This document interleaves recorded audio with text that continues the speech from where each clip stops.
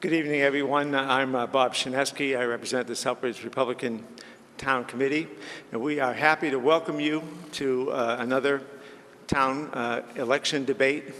And we really love doing this each year because our political climate in our country is so hostile and virulent and vitriolic that we really love to present a political debate and differences of opinion in a civil way. And so we're very happy to be doing this again. And I'll let Amelia Peliquin, Southbridge Democratic Town Committee, talk now. Thank you, Bob. We're so happy to have you guys here with us tonight. We look forward to a very spirited debate. We have some great questions lined up. This is a great annual event we have every year. It's co-planned by the Democratic and Republican town committees, and we think it's a great show of unity that we can all come together and see what's going on with our political system at the municipal level every year. And on that note, first of all, I'd like to remind you to silence your cell phones if you're in the audience. We don't want to hear phones going off during the debate. And I'd like to introduce our moderator. He's been in town over 30 years.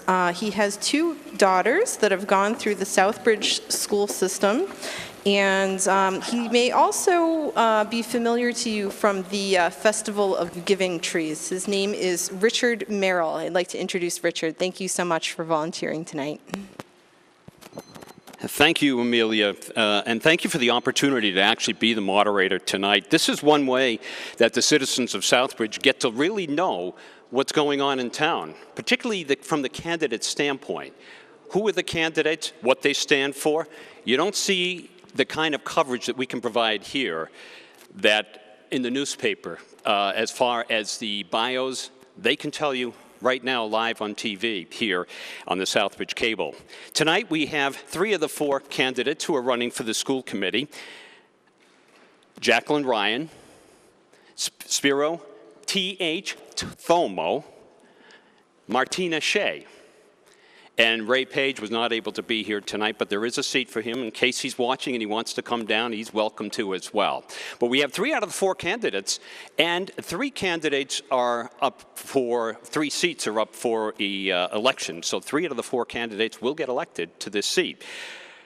We have a format that the committee has put together, and I'll just read you some of the rules here right now. The debate committee thought it proper to retain a seat for each of the candidates, including their nameplates, even for those who could not participate. As a point of information for the voters who view the debate, our debate is structured round robin so that every candidate has a chance to speak on each topic. No back and forth will be allowed between the candidates. Each candidate will begin with a 3-minute opening statement, telling us a little bit about themselves. And then after that, we're going to have a round of questions. They will begin after the opening statements. There will be about 10 rounds, so some lucky candidates will have the initial responder position more than others. That, again, is just the luck of the draw. The seating order was chosen randomly. The questions will simply be rotated from left to right across the dais. First responders will have 2 minutes to answer the question. All other candidates will have a 1-minute follow-up. After our final question, each candidate will be allowed a 3-minute closing statement. Our sharp-eyed timekeepers will alert the candidates when they are on the clock, turning on the green light when the question begins. At the yellow light, they have about 15 seconds remaining, and those lights are right in the center so that each candidate can actually see them. One word to the audience that applause following each candidate's opening and closing statements is welcome. We certainly ought to express appreciation to each citizen that comes forward to serve our town, but we ask that you refrain from applause or other responses during the questions section. Most importantly, outbursts from the audience or negative commentary of any kind will not be tolerated. We'll bring in the Southbridge Police if we have to. First up, we have our opening statement, and we'll start with Jacqueline Ryan. Jacqueline? Thank you. First of all, a big thank you to the Democratic and Republican town committees for putting this forum together. A thank you to the moderator, and a thank you to all the voters either here tonight or watching at home. My name is Jacqueline Ryan, and I'm running for a 3-year seat on the Southbridge School Committee. I believe that the town of Southbridge has a bright future ahead of it. I am running for this seat because I think that our students are some of the best and brightest minds and equal to any school district in the Commonwealth. It is unfortunate that to date, not enough has been done to help our students grow and flourish in the way that we expect education to be. Previously, the school committee has not been able to address the systemic problems in our schools. These problems have been slowly building over the last 30 years, and they include the failing of our English language learners, cutting opportunities for higher learning, not meeting the needs of our special needs students, and high turnover rates in our administration, with some serving only as little as 6 months. All of this is why, and so many others, welcomed the State Department of Education when they assumed the receivership of Southbridge Public Schools. With their help, we can receive guidance and resources to fix these problems and give our children the world-class education they deserve. In just over a year, we have made some progress, but fixing 30 years of systemic issues is going to take time.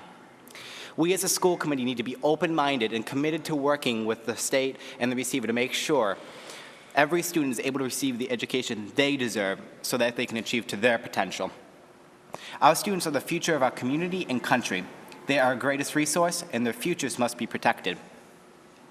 I look to bring my unique skill set to the school committee.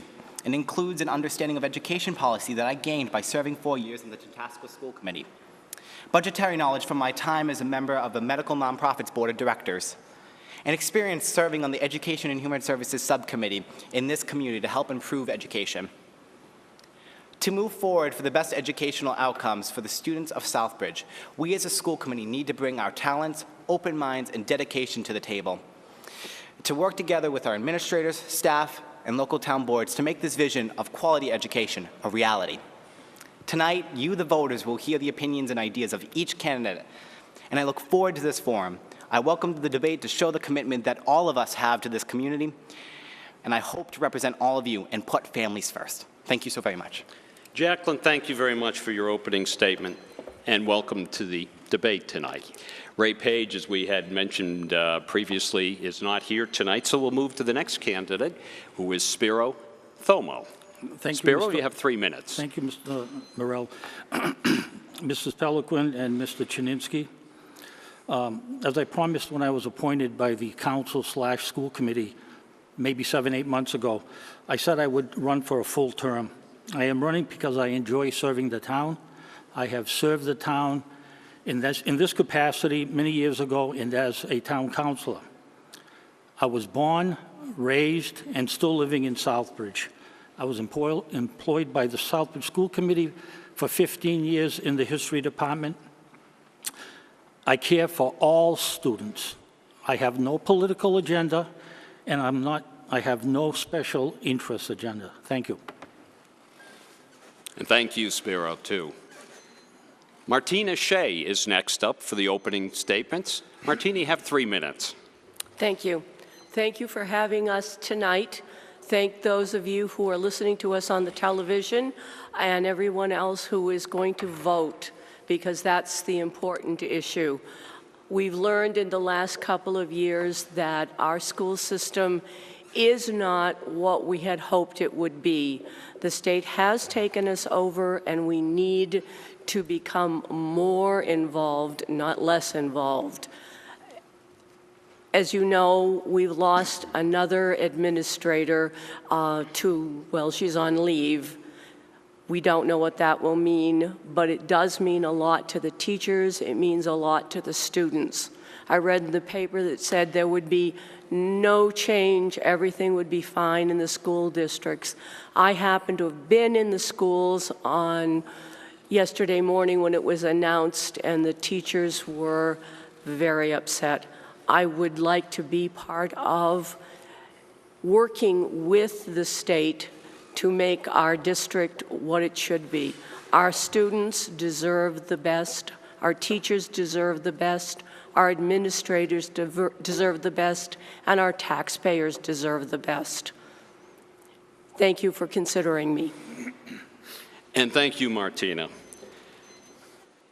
Martina mentioned the fact that the receiver has, there's been a change at the Southbridge school system just recently in today's newspaper. Just so happens our first question actually addresses a little bit of that, and we'll be starting with Jacqueline for the first question, and you have 2 minutes to answer this question. Again, the candidates have not seen these questions. I've just actually been handed them just before the debate, so I haven't seen them except as I read ahead. First question that we have for the candidates and for all three of you. It's been a year since the state took over the Southbridge school system. How do you feel the receiver is doing overall? And in this case, the receiver system that is set up. Where do you think she has done well, and where do you think that she has room to improve? Jacqueline, we'll start with you. Thank you. So before this announcement was made, I have felt strongly that the receiver has done a pretty good job. She's brought stability to the system that has greatly needed it. As I mentioned in my opening statement, we saw a great level of instability in the system before she came, going through 6 or 7 superintendents in a matter of 2 or 3 years. And that was just not the type of system that was going to be successful for our students. Overall, I think she's introduced some good programs. She started to introduce some good foundation. I'm really happy to see that she's trying to make Southbridge unique. She's trying to make what we're offering here unique to the region, namely the dual language program, Southbridge Academy. She's done a lot in that regard. I think one area I think she really needs to try harder and really work is in communication to the school committee, to the families, and to students. I think she's admitted this. She's got to work hard on this. So whether it's her or some new receiver that comes in, I think that's going to be the challenge over the next year, is making sure that there's accurate communication coming from the receiver to the committee and to the community at whole. Thank you, Jacqueline. Thank you. I did want to point out, too, because I neglected to in the opening statements, that Representative Ryan Fatman has actually sent one of his aides, and I'm sorry if I'm calling you an aide, Tyler, but I think that's what your title is. It's good enough, right? So Tyler Spencer is here representing Representative Ryan Fatman, and I thought that was nice that he did send someone here to attend the debate. Spiro, we're back to that question. Do you need the question read again? Yeah, if you could. Okay. It's been a year since the state took over the Southbridge school system. How do you feel the receiver is doing overall? Where do you think that she has done well, and where do you think that she has room to improve? We have about a minute. Well, I think after witnessing what she has done, or what was involved, I think the position itself was overwhelming for one person. I think she should have delegated a lot of what she was doing to her subordinates, who unfortunately also left. I give her an A for effort.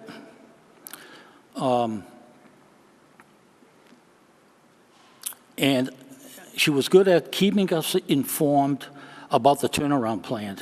Every time she did something or something was accomplished, we were informed. She had an open door policy. If you had any questions or concerns, you could go in. I did it numerous times. But in reality, the receiver has the final say, and you try to cooperate as much as possible. It's all about the kids. Thank you.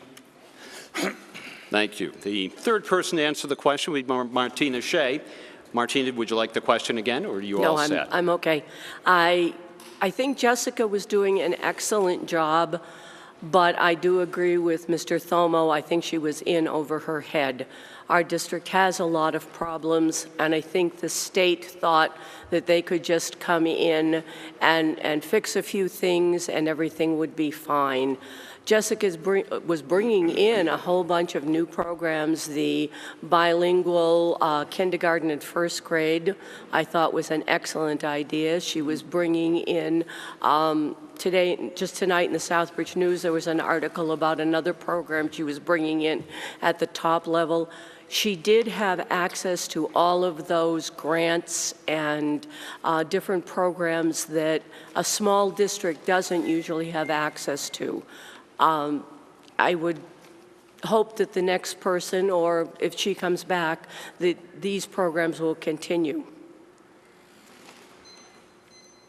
And thank you. The next question has to do with and it will go to Spiro for the first, Spiro Thomo. for the first initial responder. You'll have 2 minutes to answer this question. The fiscal year 18 budget for the school district has just been approved by the town council. Where do you think the budget has improved over the previous budgets, and where do you think the budget still needs work? Well, the budget has been increasing ever so slightly every year when you look at it. Maybe not, the rate of growth has been cut, but the budget basically increases every year. Every school system, the majority of the budget that's given to the school system, a very high percentage of it goes to salaries that have been negotiated, salaries of all the employees, benefits. So there's a really small amount left for discretionary spending. If you would cut out waste, and there's waste in every budget on the local level, state level, and federal level, if you cut out waste, that small percentage that is left in the overall budget, the discretionary budget, would automatically increase, which will allow you to spend more money for computers, books, supplies, different programs. So to answer the question, it's cutting unnecessary or wasteful spending. Do you think the budget's improved over the previous years? Monetarily, yes. For the school committee? It has. Okay. Maybe not as much as we want, but. It never is, I'm sure. Martina? Do you want the question repeated? No, I'm okay. You have a minute to answer the question. Thank you. Our town manager has been very honest in trying to give as much money as he can to the school department, but because our needs of our students are stronger and deeper than many other districts, we really are needing more money. I have spent the last couple of weeks in the West Street Library, and just looking at just the book collection alone makes you realize that we are doing the best we can with a very small budget. It is staff that takes up most of the budget, and when we were talking the last time Mr. Thomo and I were talking about this, a lot of money was spent during this administration on administrators in the front office. I think more money needs to be put with boots on the ground actually helping students. Thank you, Martina. And Jacqueline, Thank you have you. a minute to Thank you. answer the question. I was actually proud to make the motion to recommend this budget to the town council. And the reason I was proud to recommend this budget is because in comparison to previous budgets, it's the best budget we've seen for the school district in a while. One thing that I would tend to agree with Mr. Thomo on is there's a lot of waste. Namely, there's a lot of administrative redundancy in the system. We just had an independent organization come through and go through our entire school system, policy-wise, budgetarily-wise, and what we found was there was tons of administrative redundancy. Namely, the one that stuck out to me was we were having the town accountant approve payroll expenditures, which is an uncommon practice. No other town in the Commonwealth does this. But there was such waste and mismanagement before the receiver came in that it was necessary. So I was very proud to recommend this budget. We're seeing a lot more investments in the classroom. It's the only budget, the town manager made sure that this budget got the most funding it could. It got a 2.5% increase, while most other town budgets only got 1.5%, or none. Thank you. It's interesting to note that the budget overall for the town of Southbridge is about $51 million, of which $13 million goes to the general government, $1.1 million goes to Bay Path, and $26.7 million goes to the Southbridge schools. So that's just a point of reference that you want to take the candidates' responses into consideration. We have a third question here. The receiver has put into place a teacher's contract that promotes merit-based model pay that is in the contract to the longevity-based model the district has had in the past. Where do you stand on the change in this contract?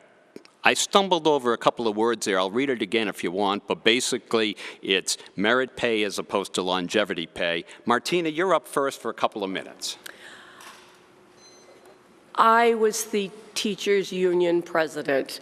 I will not hide that. I will not change my mind on that. Teachers' pay is a very sore issue in every district, in every country, in every state. The issue of merit pay on its face seems very good. It seems that, yes, we will pay the best teachers the most, and the teachers who are not doing as well will just step up to the plate for that extra money.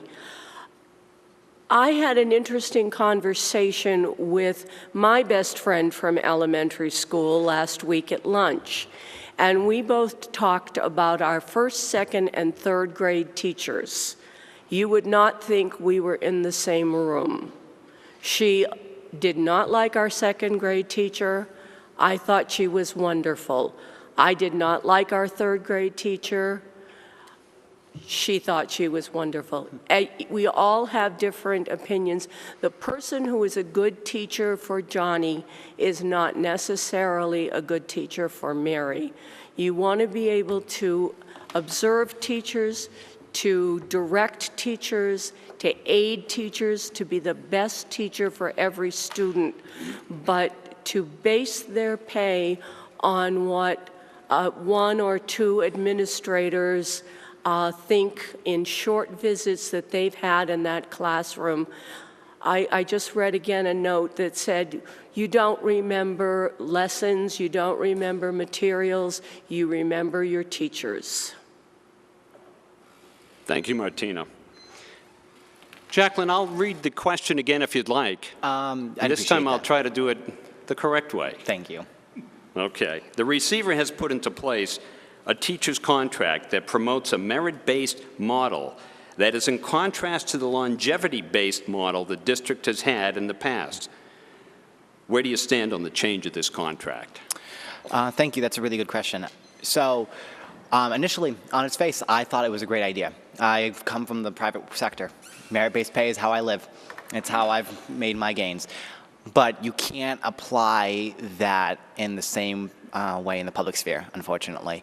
And after looking at it, and after what's really needed to make sure a merit-based pay system is going to work, it wasn't something that I could get on board. You need to have trust between the staff and the administration, which I'm sorry is just not there right now. You need to have the curriculum structure in place to be able to evaluate teachers fairly, and that's not in place right now. And you need to have a fair evaluation. And I do not support the current evaluation. I think it's too test-based, and I don't think it actually gets to the core of what education is. So with all that being considered, I would, if it came in front of me, I would vote no on this change. Spiro, it's a fairly simple question, but a kind of complicated issue. Well, And you have about a minute to figure it all out. no problem. It's part of the turnaround plan. I support it. I'm going to go with it. In simple terms, and keep in mind, we have a teacher shortage in this country, and I think it's going to get worse in the future. So very simply, merit pay, in my opinion, equals better teachers, which equals better lesson plans, which ultimately equals better students.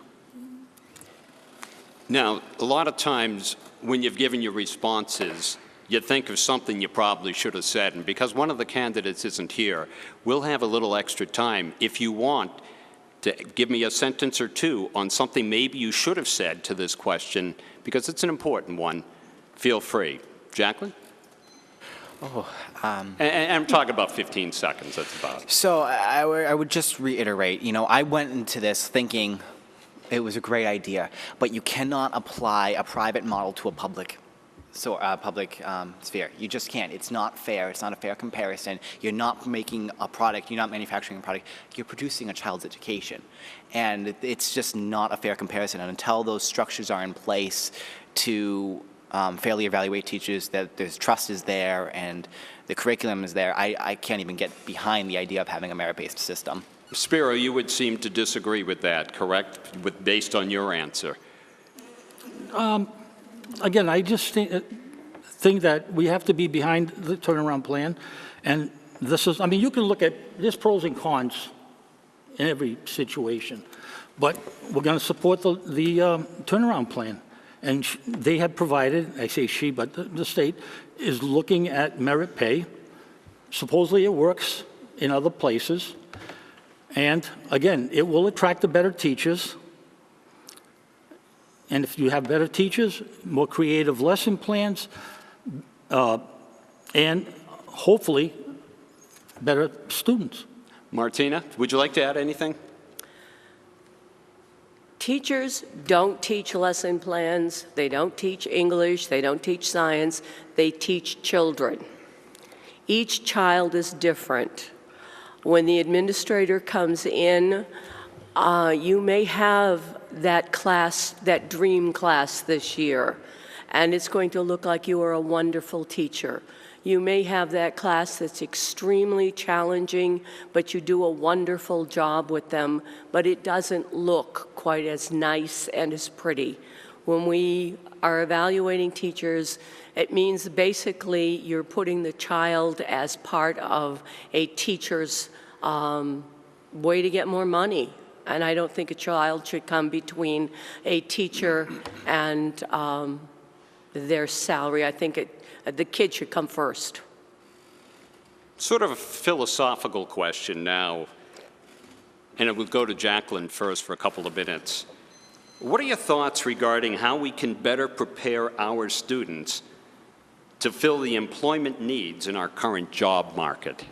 Jacqueline, any thoughts on that? Oh, I have a lot of thoughts on this specific question. So, I can speak as a nursing assistant because that's what I currently work as.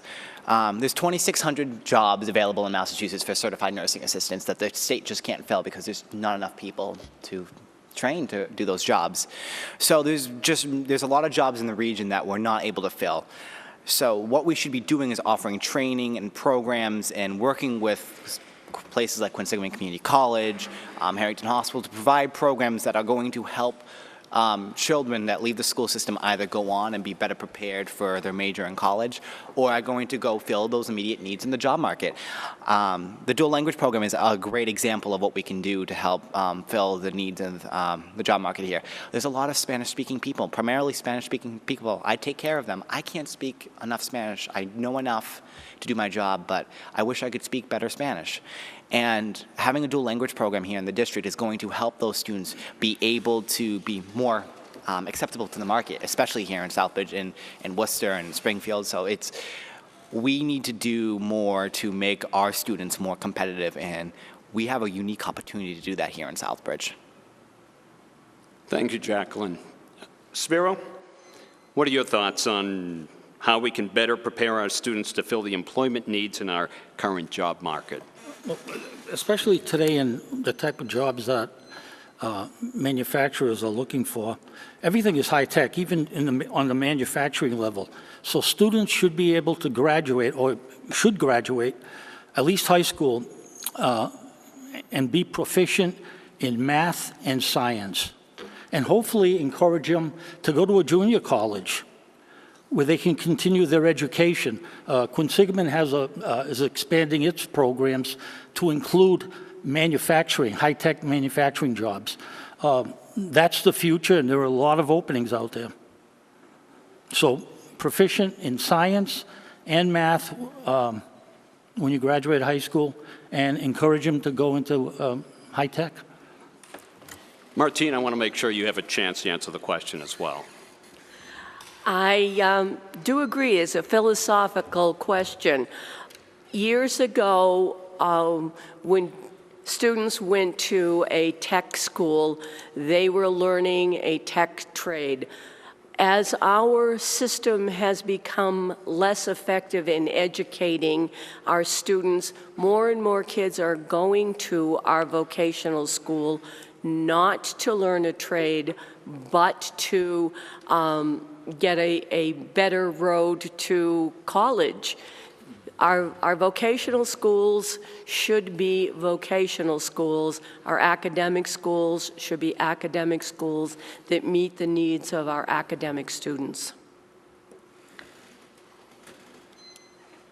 This next question, I just read it as you were speaking, and it's a tough one.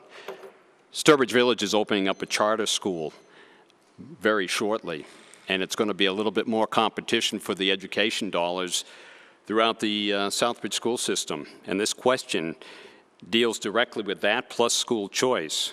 What can we do as a community to curb the amount of students leaving the district through the state school choice system and/or the charter school system, including the one in Sturbridge Village, which is to open soon? Spiro, you got a couple of minutes. If you want to take a little extra time, that's okay. This is an important one. What's the first part of the question? What can we do as a community to actually curb the amount of students leaving the district because of school choice or because of charter schools? Well, the community needs to support its schools, and the schools, in terms of getting back to the Old Sturbridge Village charter schools, the way I understand it, we're going to be losing 60 elementary students already for September. Now, a lot of money goes out with those students. I think presently, the first year is 25% that we're going to have to be paying to Sturbridge. After that, it's going to be the full, whatever it costs per student. In terms of school choice, that's a parent's decision. I believe competition is good. I support school choice. It would help. It's going to help our school be better because we don't want to keep losing students.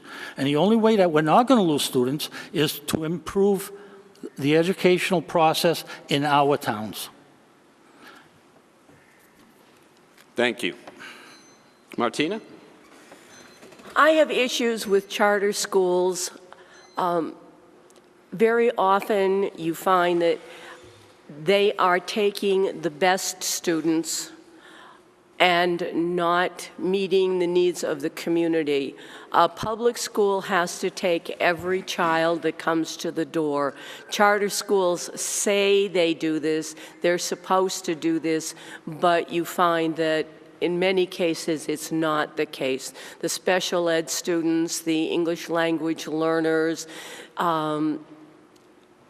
children of poverty, do not seem to be able to avail themselves of these same choices. I also have questions about the level of certification that a public school teacher has to have versus the teacher in a private school. I also have questions about the fact that a public school is the core of America. It's what's made every one of us great. It's taken all of us from immigrants, from our parents, our grandparents being immigrants, and lifting us up to be first-class citizens of the United States. Thank you, Martina. And Jacqueline, what can we do as a community to curb the amount of students going to charter schools and, of course, the school choice?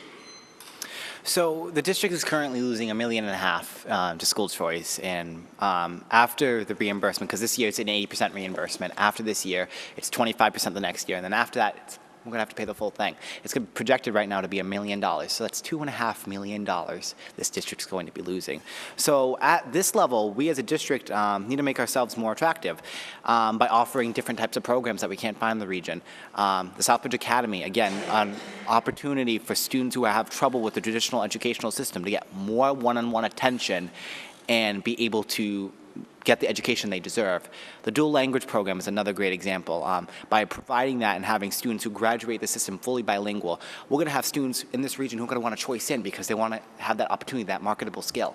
So we got to do things like that. And I'm happy Senator Fatman Zaid's here because you know what? He needs to do more to change the funding formula. It's not fair to have districts fighting against districts. The state should be directly funding charter schools and school choice. That shouldn't be left up to the individual district. Jacqueline, thank you. We're halfway through the debate, and I got to tell you, I'm impressed because I don't see a lot of stumbling and having difficulty completing sentences. The only one that's having the problems is myself, and I've got the questions in front of me. So I'm impressed that each one of you have been able to answer the questions as thoroughly as you have and as completely as you have, too. And I appreciate some of the numbers that you threw out, too, there, Jacqueline. You know, question number 6, And this would be going to Martina first for a couple of minutes. What do you think is needed to help our disenfranchised student population get re-engaged in the Southbridge educational system? And you got 2 minutes to figure that all out. It starts with parent choice. It starts with parents choosing to support their children, to come to school, to be part of the school district. This last week, there were interviews for the new principal at Charlton Street and for 2 women who were looking to be the new assistant superintendent. I was the only one at 2 of those, and one of the school committee members and myself were the only ones at the Charlton Street School principal meeting. This meeting was open to the community, was open to parents, was reasonably well advertised, but no one showed up. I don't know how you change that culture that says, I don't have to be involved in my child's education. I don't have to be involved in my community. All I have to do is have them show up at the door and then, I guess, complain about what's happening. We need parent involvement. We need parents who are there for their kids. We need a community. Mrs. Clinton was laughed at for saying it takes a community to raise a child, but it does. Thank you, Martina. Jacqueline? This is actually really important because if we don't address this student population here in the district, the system's just not going to get better. These students have felt the failure of the system more than most, and this is why I'm such a strong proponent of the Southbridge Academy, because this is where we start. By taking this academy and having it directed towards the students who are having the most trouble with the system, feeling the most disenfranchised with it, we can work with them to make sure that they know that the school system cares about them. We need to do more. We need to offer more higher educational programs. Working with Quinsigamond Community College would be a good way to do that. We need to add more after-school programs, allow students to invest in the arts. This is one problem we'll be facing even after the receiver's gone. This is going to take a long time. It took a generation to get this disenfranchised. It's going to take at least a generation to get them out of this. And Spiro? I agree with both people in regards to parental involvement. I said that when I first got appointed that lack of parental involvement was one of the main reasons we're in the situation that we're in. The other being students are coming up to that 6th, 7th, 8th grade level or the 9th grade level unable to read. We have books that are published for 9th grade reading level, yet the students who use these books in many instances have 2nd, 3rd grade reading level, if that. But anyways, for the disenchanted student, they have to know that when they come to school, that it's going to be a safe environment, not only physically, but emotionally. No bullying, no pushing around, and they have to know that their teacher actually cares about them. You know, one of the things that was mentioned and was common in each one of your answers was parental involvement. A couple of minutes, if you want to take a few seconds, just say, how do you do that? How do you get the parents involved? Because it's going to come back, I don't have time, I have a part-time job, I work nights, I work weekends. How do you do it? Because it's been something that if we were here in 1975 or 1980s, that was the response by a lot of the candidates at that time, parental involvement. I don't know if it's changed. I don't know if it's gotten worse. You tell me. Jacqueline? Yes, and this is one of the things I forgot to highlight this, and I'm glad we got to talk about this more.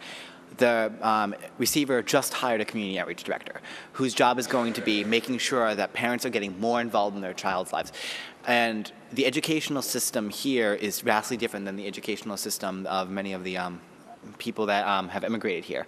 So we need to make sure we're reaching out to them culturally and appropriately so that way they understand how important it is that they're involved in their child's education.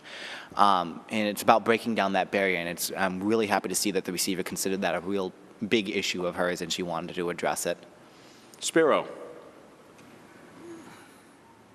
I mean, parental involvement, PTA meetings, how many people actually show up? I'm sure you've been there.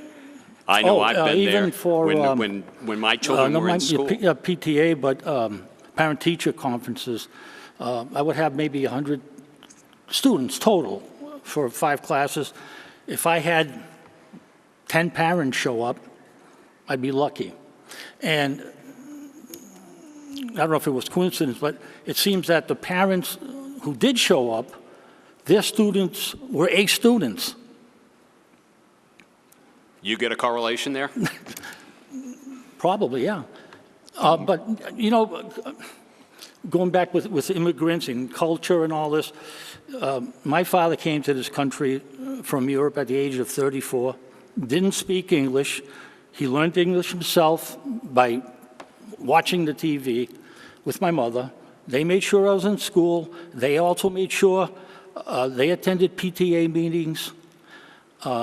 I know things are different, but back then, the family was the structure. There were 2 people involved. Today, the American family is broken up. So a lot of these kids have one parent or a grandparent to take care of them. So it's a big hurdle. Back when I was a kid. Yeah. You know, back in the old days. Martina, it's what, 2017, 2000 going into 2018? It's Things have changed since the 70s and the 60s and the 50s. Yes, they have. But parents and children are still the most important unit of our society. And if I knew the answer to this question, I would market it. But we have to keep trying.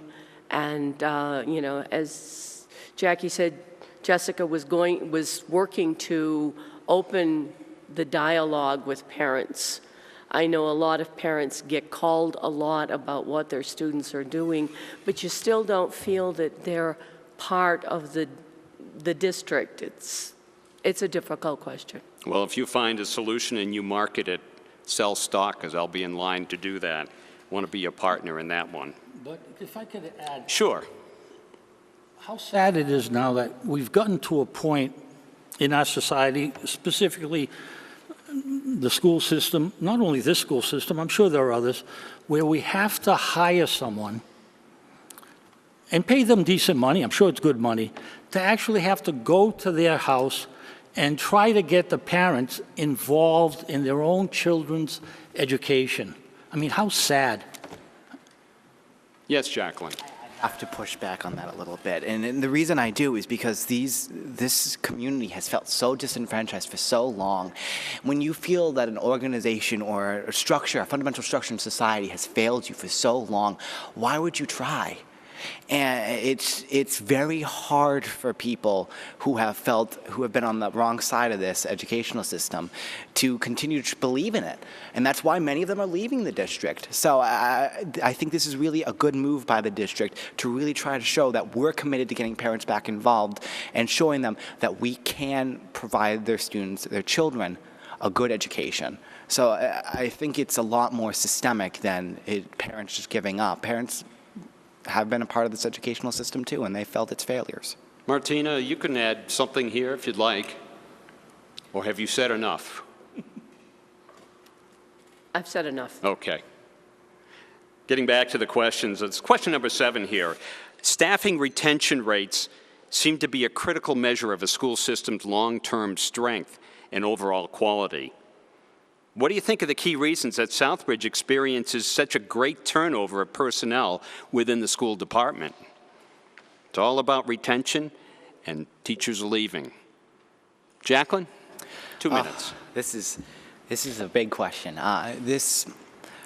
overall, we've seen, I mentioned this multiple times, we had 6 or 7 superintendents over 3 years. That's horrendous. When you have that much changeover in a system, it takes a good year. I was there when we first hired the superintendent in Tatasqua. It took her a good year to get established, and that was in a good district. This district's having a hard time, and you can't expect that much changeover to happen in the district and expect people to stay. There wasn't enough time to develop curriculum. There wasn't enough teacher planning. There wasn't enough administration working with the teachers. So all this instability in the system makes teachers fearful, makes administrators fearful, and they've left.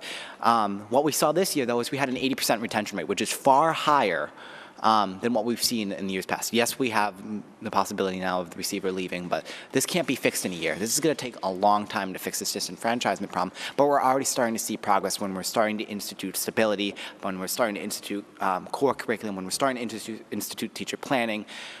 By doing all of this, we're starting to see higher retention rates, and we just got to continue working at it. It's going to be a while, but we can do it. Spiro, do you share that enthusiasm as well? Yeah, I agree. It's going to take a number of years, unfortunately. But I think, the turnover, if you think turnover has been bad up till now, wait till this year. All during the school year, we've had much turnover, both teachers and administration, a lot of turnover. More than I've seen in many, many years. So don't let anybody kid you. The turnover is still happening. Before we get better, we have to stop the bleeding. And we're bleeding. When it's going to stop, I don't know. But there's poor morale. A lot of teachers, it's very difficult to work under a state receivership. Not that they're doing anything bad, but it's just the whole working environment. Everyone is under stress. There's going to be a lot of people, I feel, that's going to leave even this year. The bleeding first has to stop. How do we make it stop? That's the million-dollar question. Martina. I agree with Spiro. Our teachers are leaving, and they're leaving for several reasons. We've tried getting rid of the administration and changing it for another one and changing it for another one. This time they decided it must be the teacher's fault, and they developed this thing called a receiver's list. Now, I know these people. Many of them are excellent long-term teachers. The second they were put on the receiver's list, they put their job applications out and were grabbed up by other districts who were overjoyed to have them. Because if you can make it in Southbridge, you can make it anywhere. The teachers are not getting support from the administration when they have problems with a student. You send a student out, and 5 minutes later, the student is back and continuing the behaviors that he was doing before he left.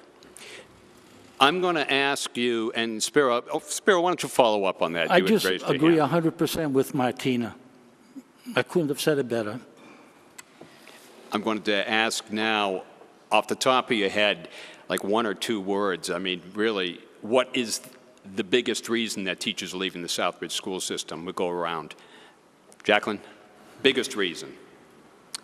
You mentioned a number of them, you all did, but the biggest reason? I would say lack of stability. What was that? Lack of stability. Lack of stability. Spiro? There are many reasons, but I would say uncertainty, lack of stability. Martina, what do you think? Every time we get a new administrator, they come up with more forms, a longer lesson plan, more detailed lesson plans. You drive by our schools at 7 o'clock at night, and teachers are working on lesson plans. So the biggest reason that you think they're leaving is?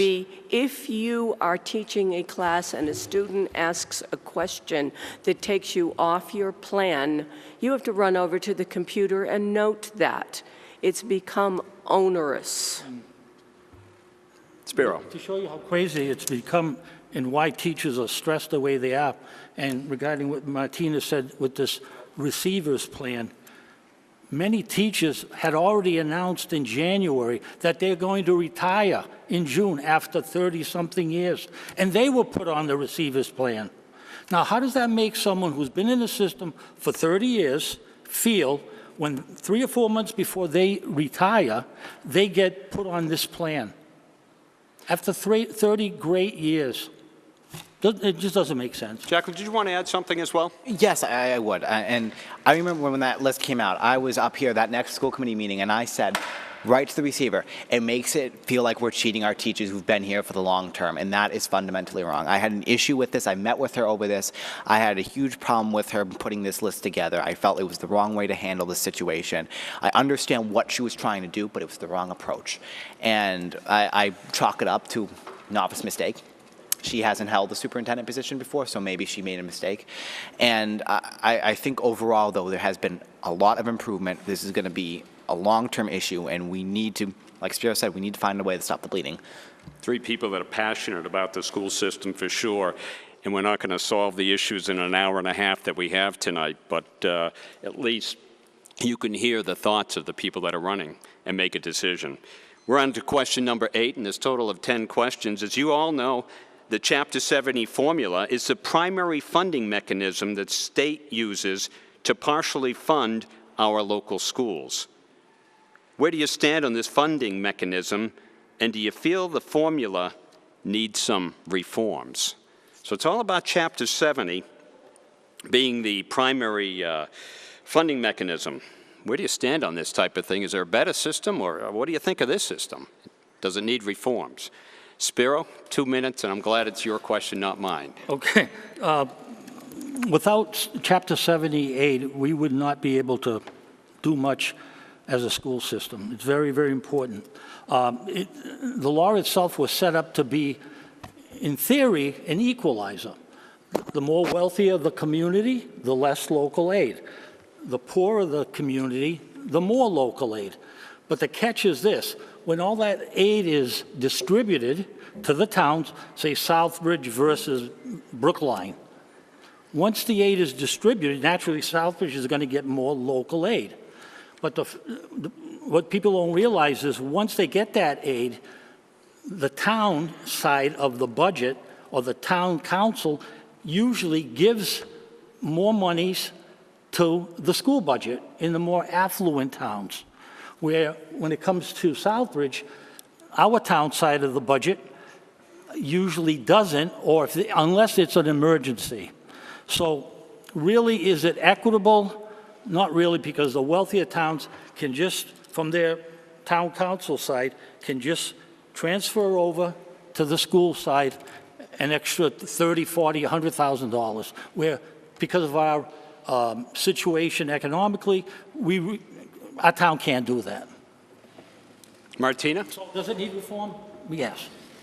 And it needs reform because this formula was developed in the last century. Now, with the increase in health care, with the increase in all the materials, but particularly the health care and the salaries, it has not kept up with the needs of the small school districts, or really, for that matter, for the large school districts. We need to sit down again and look at how to equalize the money that comes in versus the money that needs to be used. Just this week, the state told the Southbridge School District that we have too many associates and we need to get rid of some of them. But we also have a whole large population of children with special needs, and they need that extra help. It's just a socioeconomic issue that in richer districts, they tend not to have as many special needs students. And Jacqueline. I think it's pretty clear where I stand on the Chapter 70 funding formula, and I'm sad Senator Fatman's aide has left, but I'll repeat it again. Chapter 70 needs fundamental reform. It is unfair. It was developed in the last century, as Martina has stated. And right now, what we're seeing is that money, that great equalizer, what we're seeing is it ends up going right back to the richer communities anyway through the charter school formula and through the school choice formula. Because guess what? It comes out of our Chapter 70 aid directly here at the town level. That's fundamentally unfair. So now Southbridge gets all the economic benefits of the Chapter 70 funding that we're supposed to be receiving to the tune of $2 million this year.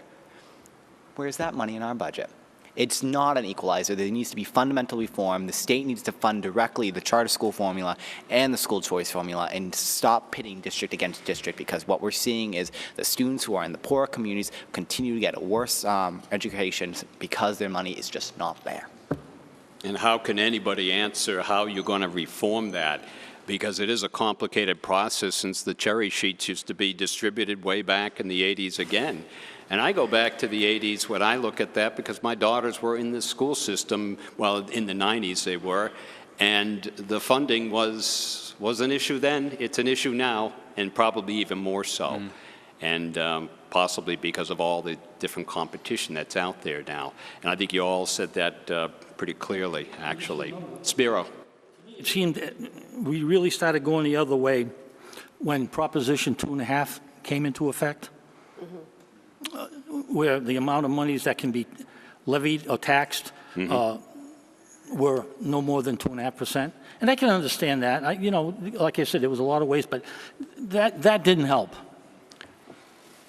And the reason Proposition 2.5 came into effect was because people were concerned that taxes were going up at the rate of double digits in some cases. So Proposition 2.5 is a double-edged sword, and we're feeling it right now as a town, I'm sure. Jacqueline. First I can? Okay, and I've said this, the Senate it's starting to talk about this. Senator Goby's I've talked with her directly about this particular reform that needs to happen.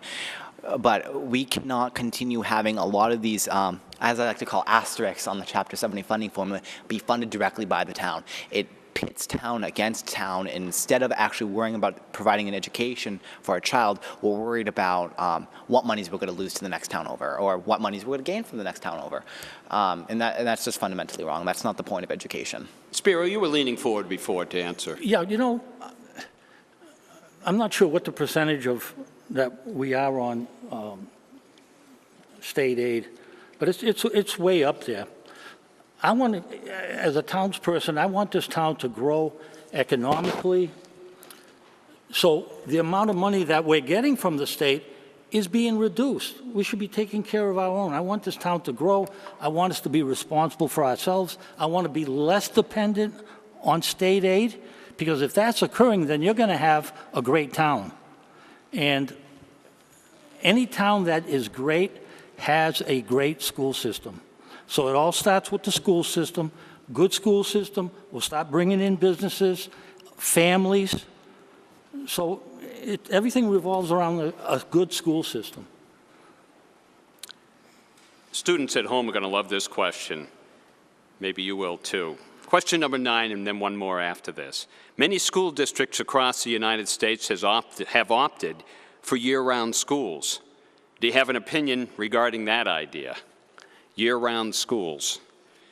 Any thoughts on that? And let's start with Spiro. Year-round. Well, now you're going to be looking at more compensation for the teachers, naturally. Where's that money going to be coming from? That's a good question. I really don't know if that would be the answer. I don't think it would be the answer for our town at the moment. I mean, we're trying to make things work with only going to school 180 days. You start expanding that out during the summer. Kids are kids. They need some kind of a break. Martina? I agree with Mr. Thomo. I mean, they are children. We've cut out recess. We barely give them enough time to eat lunch. We're going to increase our school day. They are children. But I think that if you had a summer program, it would be more of an ability to add some of the things that Prop 2.5 and the MCAS test, which no one has mentioned yet, have taken away. All of our direction is just reading and math. We need all of the other things. We need the arts. We need recreation. We need sports. We need all of these things that make a well-rounded person, not just an MCAS taker. Jacqueline, take a minute with that question as well. Year-round schools. So that's actually really what we're seeing in a lot of European countries. In Australia, the model is the one I've actually thought about the most. You go to school for about a month, you get a 2-week break. You go to school for a month, you get a 2-week break. What you're doing is, with a big, giant summer vacation in the middle, you're forgetting a lot of what you've learned during the school year. And that's just not efficient. It's not helpful to actually educate, because then you spend a huge portion at the beginning of the year refreshing students on what they've learned.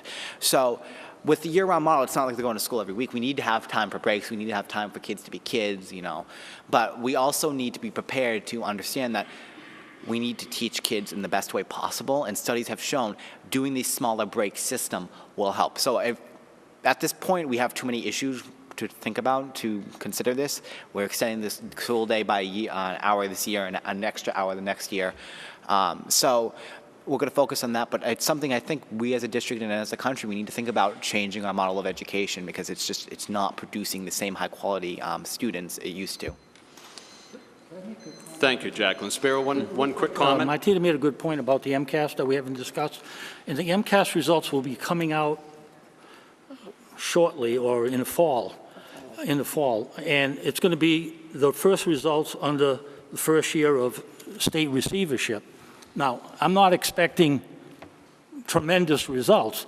I'm just hoping that we're going in the right direction. Even if it's 1, 2, or 3 points in the right direction, I'll be satisfied. MCAS, thumbs up, thumbs down. You tell me real quickly, and we'll get to our last question. I'm not a huge proponent. I actually opposed the current form of MCAS. I opposed the PARC system. I think it standardizes our educational system way too much. It tries to make cookie-cutter kids, and I think that's fundamentally wrong. I think it's important that we do have these litmus tests in place so that way we do understand what's going on in the system. The receiver has actually instituted internalized tests that show that we're getting better, we're getting towards the results we want to see, and hopefully the MCAS, as Spiro has pointed out, will be an indicator of that we are heading in the right direction. But that's what it should be, an indicator, not what our whole entire educational system is based around. Martina, first, MCAS, thumbs up, thumbs down, real quickly. A big thumbs down. Our students are more than a test. The amount of time that it takes just administering the MCAS test. You have 2 weeks in the spring and now 2 weeks right now. They are still wrapping up doing MCAS testing in the school system for kids who were out. By the time you get the scores back, it's October. It's way too late to make any kind of adjustments in a child's schedule, in a child's teachers, in a child's growth pattern. They're locked into their next school year. I don't know how you do it. I do understand you need some kind of a line in the sand, but to get the scores back in October is senseless. There's one last question that I wanted to ask. Actually, it was one of the 10 questions. We snuck in a couple of extra questions here, but question number 10, this is the last question. The front page of the Telegram and Gazette on Tuesday ran a story about 3 Southbridge town councilors raising concern about a particular church renting the cafeteria in the old high school for Sunday services. Where do you stand with respect to that controversy? And if you don't know about the situation, I can't imagine that, but if you don't, what's your general stance on such church-state issues? And, why don't we start with Martina, and we'll go around the horn.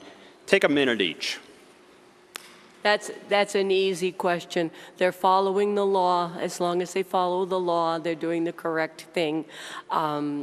If you open your school to any outside facility, you have to open it to religious facilities. They have to be charged the same amount as long as they're being charged the same amount, and that's a town council issue. I don't know how much they charge or who's being charged, but I do know that it's not affecting the school system in any way. Jacqueline? So I actually know how much to charge because I looked over all the receipts after this came out.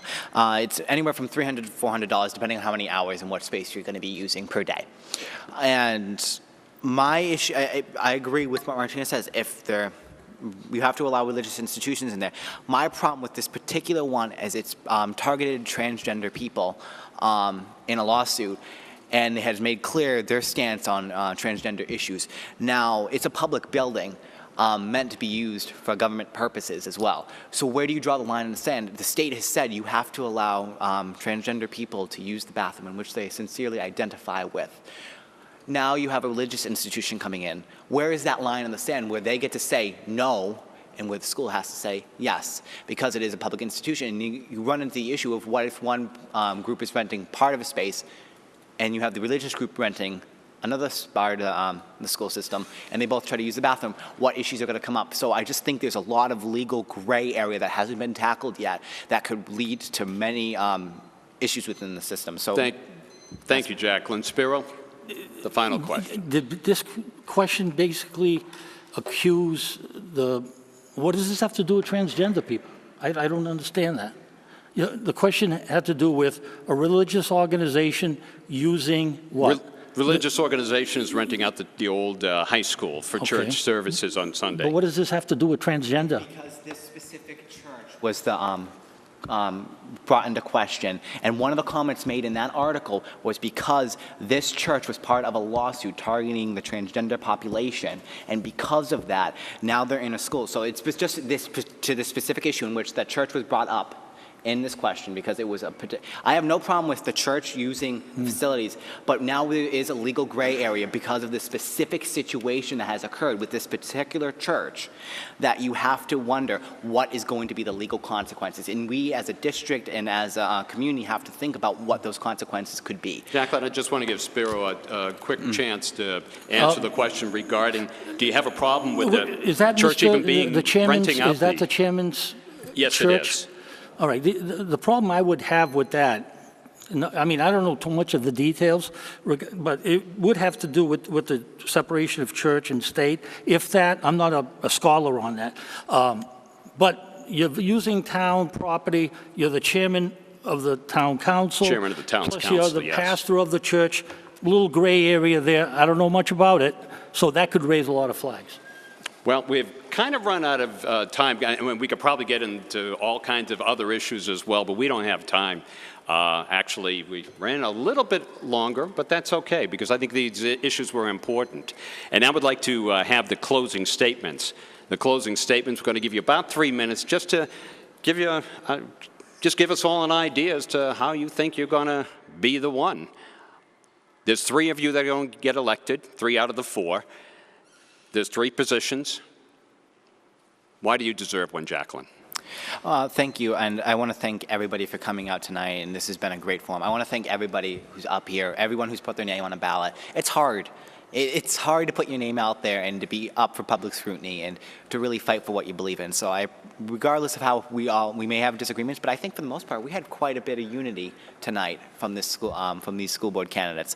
So I feel more positive, I feel more pumped, and I'm ready to bring my experience with education, my experience with the budgetary process, my experience here in town, and in a school system that has been making the right decisions to this community. And I'm willing to give my time, because I do care about this community. You know, my job, I'm a nursing assistant. It's my, and I'm also a nanny. It's my job to take care of kids and to take care of my residents, make sure their basic needs are being met. I want to make sure that the students of this district are having their basic needs met. And unfortunately, that's just not been the case. And I want to do all the hard work. I was the only one who came to the public hearing, running tonight, who came to the public hearing on the school budget. And I gave my opinion about the school budget, but we just need to have more people involved in general. We need to have people going to these things. And I'm willing to give up my time, my energy, to make sure that every child in Southbridge has a world-class education. And regardless of the results, I wish everyone who's running the best of luck. And I think overall, because we've had this discussion and we've been here, and I think the Southbridge school system will be better off for it.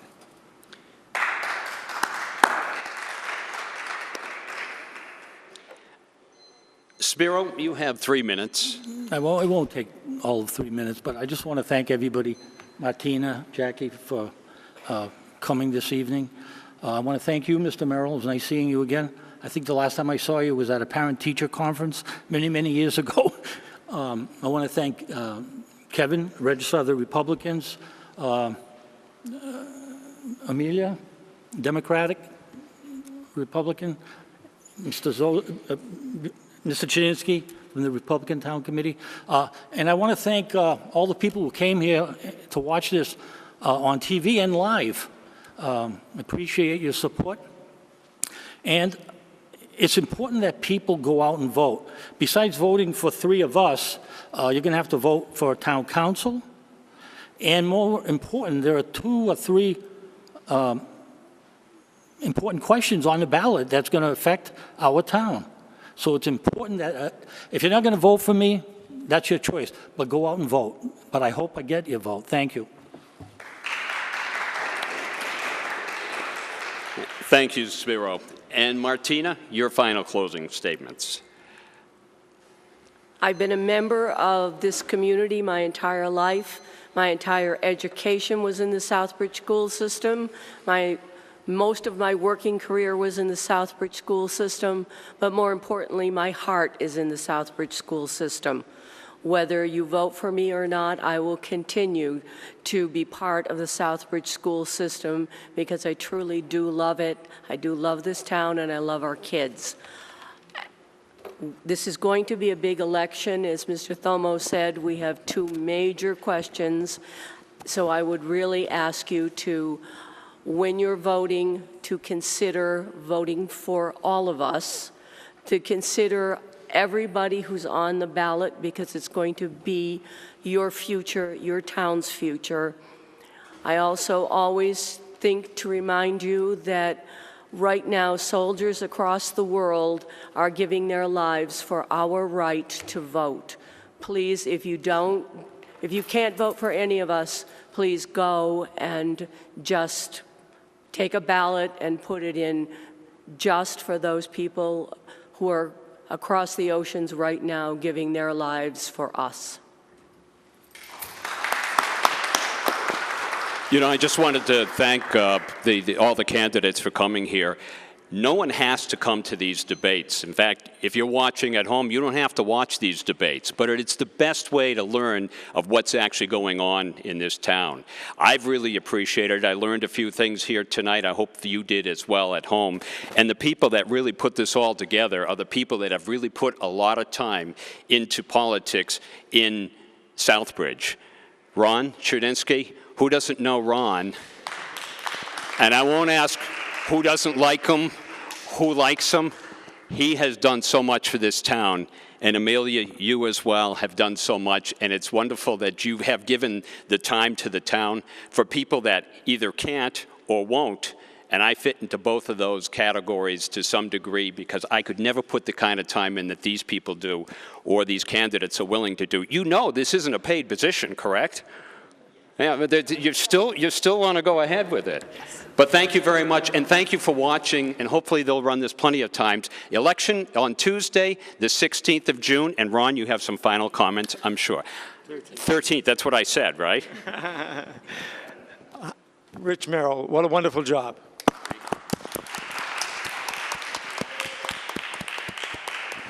I do thank you for, and the candidates for just a really, wow, thoughtful debate. I don't think there was a question where a candidate was stumped. Maybe a little bit was something about that year-round schooling thing where maybe we hadn't thought about it or it hadn't been proposed here. But wow, what a set of candidates, and I'm very proud of them, and I'm very proud of our moderator, and thank you, everyone who's paying attention, and get out there and vote. Amelia? Thank you, everybody. You did a fantastic job. I was so impressed watching with you. I feel like everybody was really well prepared. You had great answers. Thank you so much for being a part of this process.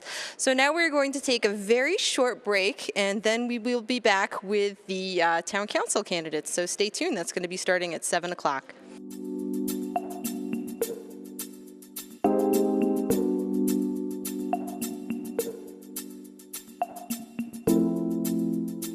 are here now on the town council side. My name is Amelia Peliquin. I am from the Southbridge Democratic Town Committee, and I'm here with Bob Cherniske of the Republican Town Committee, and we're so excited to welcome you all. A little bit of housekeeping first. We would like you all to silence your cell phones if you haven't already, so we can have a nice quiet audience for our debate, and we look forward to seeing what the candidates have to come up with. And like to pass the microphone over to Bob. Thank you so much for co-hosting. Thank you, Amelia. We're very pleased to host this each year, and we're really, to be honest with you, I think it's the best thing we do each year in terms of politics.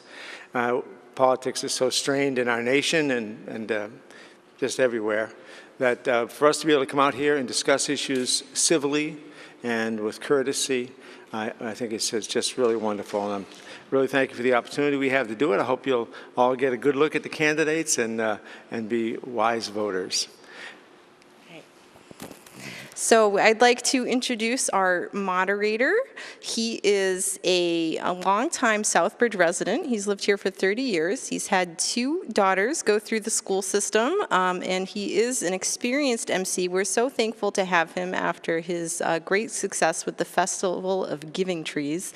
Mr. Merrill, will you come to the microphone? Amelia, thank you so much for everything you do, and I keep wanting to call him Ron. It's actually Bob, and I've been calling him Ron all night, so I apologize, although Ron probably loved it at home, being called Ron Cherniske. Bob, thank you very much, because I know you do a lot for this town as well. My name's Rich Merrill. I am just a citizen of Southbridge. Nothing special about me. I've been living here 30-some-odd years. I do auctions for charity throughout all of New England and have a good time. This is actually a very important event tonight because you're going to get a chance to hear from 3 out of the 4 candidates. 3 out of the 4 candidates here will be elected. Now, there's one candidate that wasn't able to make it tonight, but his name is up there as well. And if Miguel Estrada is around and he wants to stop in or is able to stop in, he can join us as well. But I appreciate the 3 people that are here tonight, and we'll get started. Now, there's a few rules that we actually have to look at right now, and we're going to read the rules to you right now. Tonight, we have 3 out of the 4 candidates for the town council, and they are Richard Nash. As I mentioned, Miguel Estrada wasn't able to come yet tonight.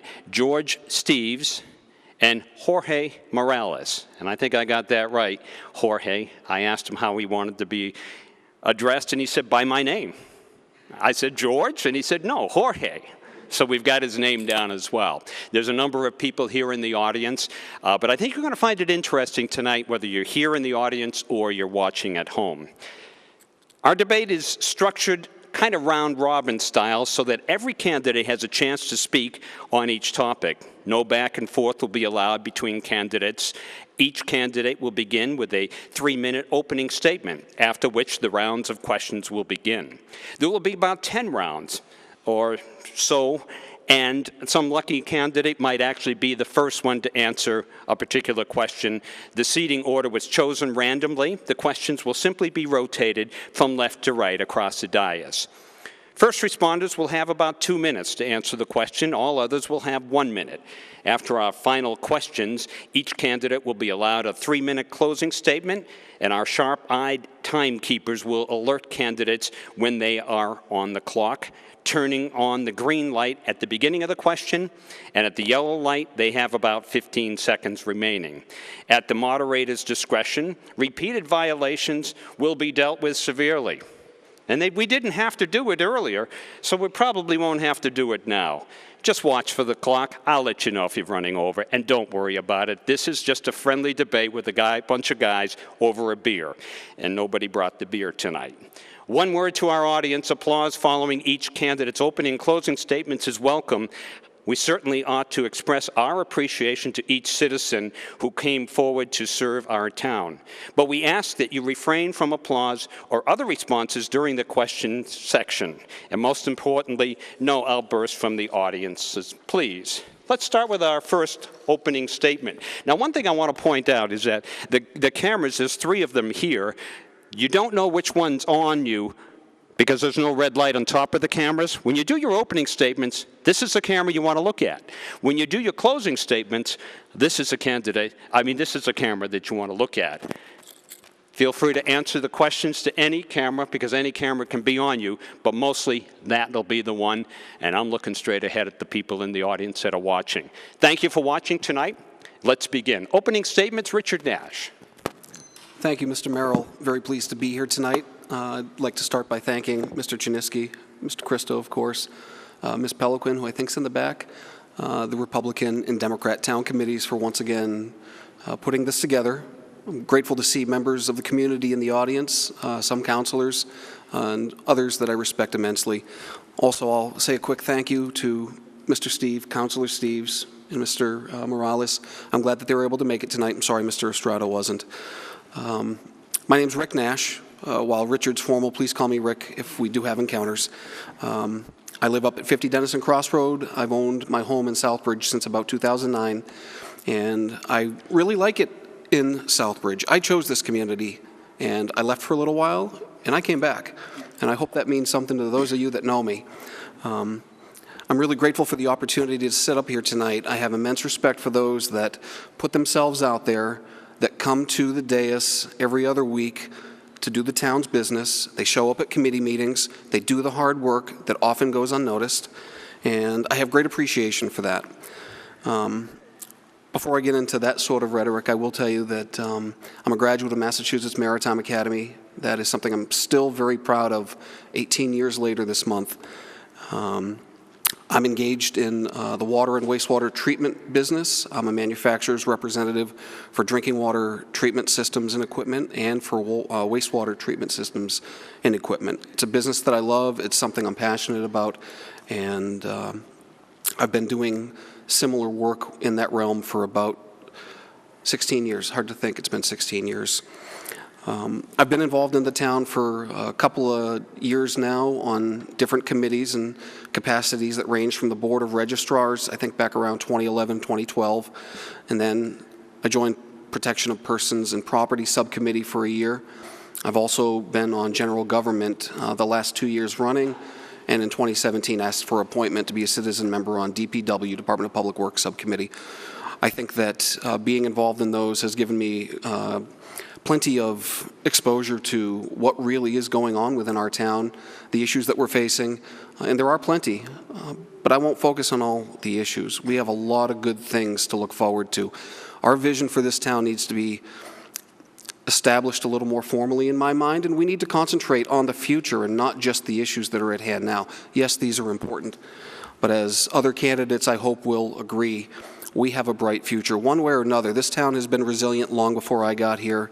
I hope long before many of us have been here, and I hope to be a part of that and tell you what I bring to the table. Thank you. Richard Nash, thank you very much for your opening statement. We'll move on beyond Miguel Estrada, who's not able to be here tonight. George Steves. Hello, Southbridge. I am currently on the council. As he said, my name is George Steves. Most people call me Gus. I've been in town since about 2008. I've been on the Agricultural Commission. I was on the Bicentennial Committee. I was briefly on Conservation before joining the town council 3 years ago. And even though I came to the council with a fairly good background in town government from reporting, because I'd been on the newspaper here and the Telegram and a couple of other places over several times since the 90s, the last 2 years has been in education, in what we can do and what we should go outside the system to do. We've seen some concrete steps toward getting our town budget off the landfill money, on shifting the source of town buildings power to solar and greater efficiency, on putting some decent plans and people in place to achieve good goals we've needed for some time. But today, June 1st, recalls an ideal symbol of the unmet needs of our future, the 2011 tornado. Some of you lived through it. That day, within minutes of the storm's passing, people were out on the street with chainsaws helping each other. And that's how we'll face the future. We need to rely less on formal structures and money sources and more on ourselves as a community to face what climate change, dysfunction in DC, peak oil, unpredictable world politics, and other things will throw at us. In part, that means seeing the fact of our town as been a stable economically and in population terms for some time now as an asset.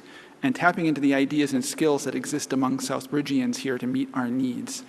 That means promoting small-scale agriculture, small-scale business, local transit, finding ways to let the people tap into the many solar arrays that are going up in town and not just shipping the power elsewhere. Creating jobs that provide the necessities that we now bring in from long distances, protecting the land and water so we'll have them for the long term. To do those things, we need everybody at the table, young and old, rich and poor, Latino and white, men and women, whatever, everybody in this community. And, excuse me. In the last couple of years, we've started seeing some new faces on town boards, new people coming forward for economic development, conservation, planning, health, various other committees, including some of the people here tonight in both school committee and the council race. We'll need many more on boards and otherwise, people just coming in and stepping up and taking a chance to get their voices heard, to stand up and remember that this is our community collectively. We need this. We need everybody's involvement to make it work for the future. Although I'm not a native of Southbridge, I've come to love this town and recognize its strengths. If you do too, I welcome your support and vote on June 13th. Thank you. George, thank you very much. And our third candidate who is here tonight is Jorge Morales. Jorge, your opening statements? Thank you. Good evening, ladies and gentlemen of Southbridge. I just want to take a quick second to thank the committees for the invitation. Late, but I'm here.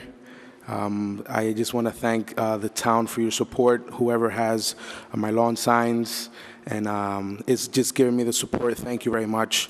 Born and raised in Southbridge, actually raising my 8-month daughter with my wife here in Southbridge, and I'm staying in town. And I want to put in some time for our community to move it forward together. It's time for fresh blood, new ideas, and problem solving. We cannot stay in the past. We have to move forward and look for the future. I think it's time for new generations to step up to the plate and focus on our community. That's my ideas for the younger crowd of Southbridge, the schools, the town council, any committee. I just want to focus on helping, and I want to dedicate my time, my everything to focus on Southbridge and what's going to benefit our town and what's going to move us forward. I currently work at the Renaissance Adult Day Health as a mission coordinator. I've been there for 3 years now after I graduated. I love working with the older community, the senior community, giving them opportunities for a better quality of life, keeping them stable in the community, and that's what I work for. So I'm just a random guy who wants an opportunity to give back to this community and work hard and just focus on moving Southbridge together. There are no softball questions tonight. I'm looking at the first two questions. These are hardball questions, but it's got to be anybody who's here, who has taken the time to come down here, or anybody at home who's watching, has to have this forthright in their mind as far as the town council is concerned, as far as the town is concerned. There's signs all over town, putting Southbridge first. Vote yes or no on question 1, save our airport. I don't know if it's that simple, but that may be the only exposure some people have to this election, and they may make a decision based on those signs. Now, hopefully they're watching here tonight because they can learn how the candidates feel about those questions. But the first question goes like this. In 2015, the council rejected Casella's request for an expansion of the landfill into 11 additional acres. Now this year, we have ballot question number 1, which pertains to the possible Casella landfill expansion. Where do you stand on ballot question 1 and on the issue in general? And Richard, you get to go first on this one. You've got 2 minutes, and I know we said no back and forth, but we may have a little back and forth on certain questions within reason. Richard? Thank you, Mr. Merrill. This isn't actually all that difficult a question for me. I sat up here in 2013 when I was still a newcomer, and my position hasn't changed. I am not in support of expansion. I'm voting no on question 1. I don't think there's a lot more that I need to say short of being cognizant of the fact that the landfill royalties come into play, budgeting comes into play, but it's more important to me that we look to the future and making sure that this community is well suited for Mr. Morales' children and everyone else's children. I am concerned about the environmental impacts that are to come. I don't think that I want to elaborate much more than that because it's really a cut and dry issue to me. I'm not against the landfill operator. I have no issues about any business in town, but I will just keep it very simple and tell you that I'm voting no, and I hope everyone else will. Thank you. Richard, thank you. And George, I know we said 1 minute on questions. If you want to take up to 2, you can do that. That's okay. I'm pretty concise on this one, too. I agree totally with Rick on this one. I'm also voting no because we really need to close this. The only way we can actually take the necessary steps to fix the problems that are up there is to stop adding to them. Only then can we get some help from the state, get some help from Casella, whomever can come forward to fund the process of actually cleaning it up. Because in the long run, we're going to have to do that at some point. Casella has run it well within the limits of being a solid waste entity. But the fact that they bought wood recycling years ago means that they actually bought the liability for this mess in the long term. And we own the property, but this is something that everybody is going to have to clean this mess up. We're going to have to work on this together in some way. And one thing that bothers me about the particular ballot question is the fact that there's a lot of talk out there that is confusing. Because, first of all, I just want to make it very clear that people have been told that they're going to lose their trash services. They're not. Until 2027, Casella is legally bound by contract to continue collecting trash until 2027. And also, one of the things that we've heard repeatedly is that I know people are being scared into voting on this question based on the idea that they'll lose town services, and you won't. With this year's current budget, we made a point of clearing all of our crucial town services, police, fire, schools, library, et cetera, so that they are not being funded by Casella money. And we do have some Casella money in certain things. We're putting it into OPEB. We're putting it into a couple of the long-term things, but nothing that's crucial that will directly impact the residents is being currently paid by Casella money. So that it really comes down to the point that budgetarily, it's not going to be a huge hit. And so, but nature, clean air, water are irreplaceable, and we need to really deal with those issues while there are other ways to get the funds and the services that Casella now provides. So vote no, please. George, thank you. Jorge? Yes, thank you, Mr. Murdo. My stance, with all due respect, I think as a town leader or the current town leader's opinion shouldn't matter. It's what the town says. I'm not for or against Casella or the landfill staying open or closed. I think that the town should have a conversation with Casella about the landfill, about what's going to happen if they stay open or what's going to happen if they do close. Whether they stay or they leave, I think Southbridge should have a conversation, public, open to the community about the situation. Going right down the dais here. Yes or no on 1? How are you voting? No. On 1, George? no. On 1, no? 1, no. Jorge? Yes. You're voting yes? Now, as far as the outcome is concerned on ballot question 1, Southbridge must actively plan for life without the landfill royalty funds. The inevitable closing of the landfill sooner or later will mean about $3 million in lost income for the town. What kind of steps do you favor as the town approaches that fiscal cliff? And how urgent is this? How critical is this? George, we're starting with you. Actually, I think I kind of just answered that question a moment ago when I pointed out that our budget currently doesn't have anything that's crucial being funded by Casella.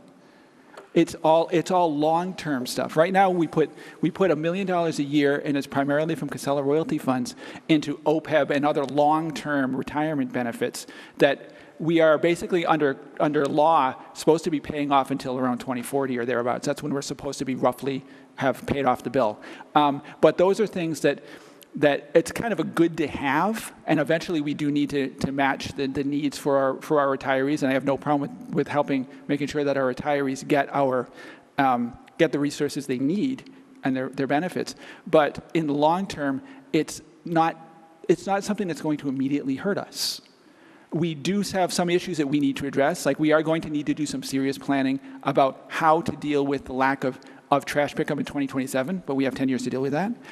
We have some of the other things that we are currently funding that are not being funded by Casella, that obviously we're going to have to sit down and figure out how we're going to make sure that we can meet the constantly rising things like benefits for town employees and the 2% raises that we usually give annually. We're going to have to sit down and figure out what we're going to do with that. But to be honest with you, this comes down to an issue of how, as a community, and when it comes to budgets, I see the budget as being something where we as a community are taking responsibility for our own needs. And we need to make sure that we fund the services that we need adequately. Jorge, what do you know about that? Do you want to hear the question again? Please. Okay, regardless of the outcome of ballot question number 1, Southbridge must actively plan for life without the landfill royalty funds. Now, the closing could mean up to $3 million in lost income for the town. What kind of steps do you favor if it doesn't come out as you said you would be voting? Casella's gone. What do we do as far as the fiscal situation? Yes. The reason why I'm voting yes is because we have to focus on the facts of the situation. Now, as we all know, we're losing millions of dollars as if Casella closes the landfill. Now, we have the charter schools that are moving in the area. We're losing over $1 million of students who are leaving to other schools. So we're talking about losing a lot of money. I think that we should take the right steps in order to keep our budget under control. As our town manager wrote in his town budget form, it will be devastating for Southbridge to lose almost $4 million of revenue to our town. Thank you.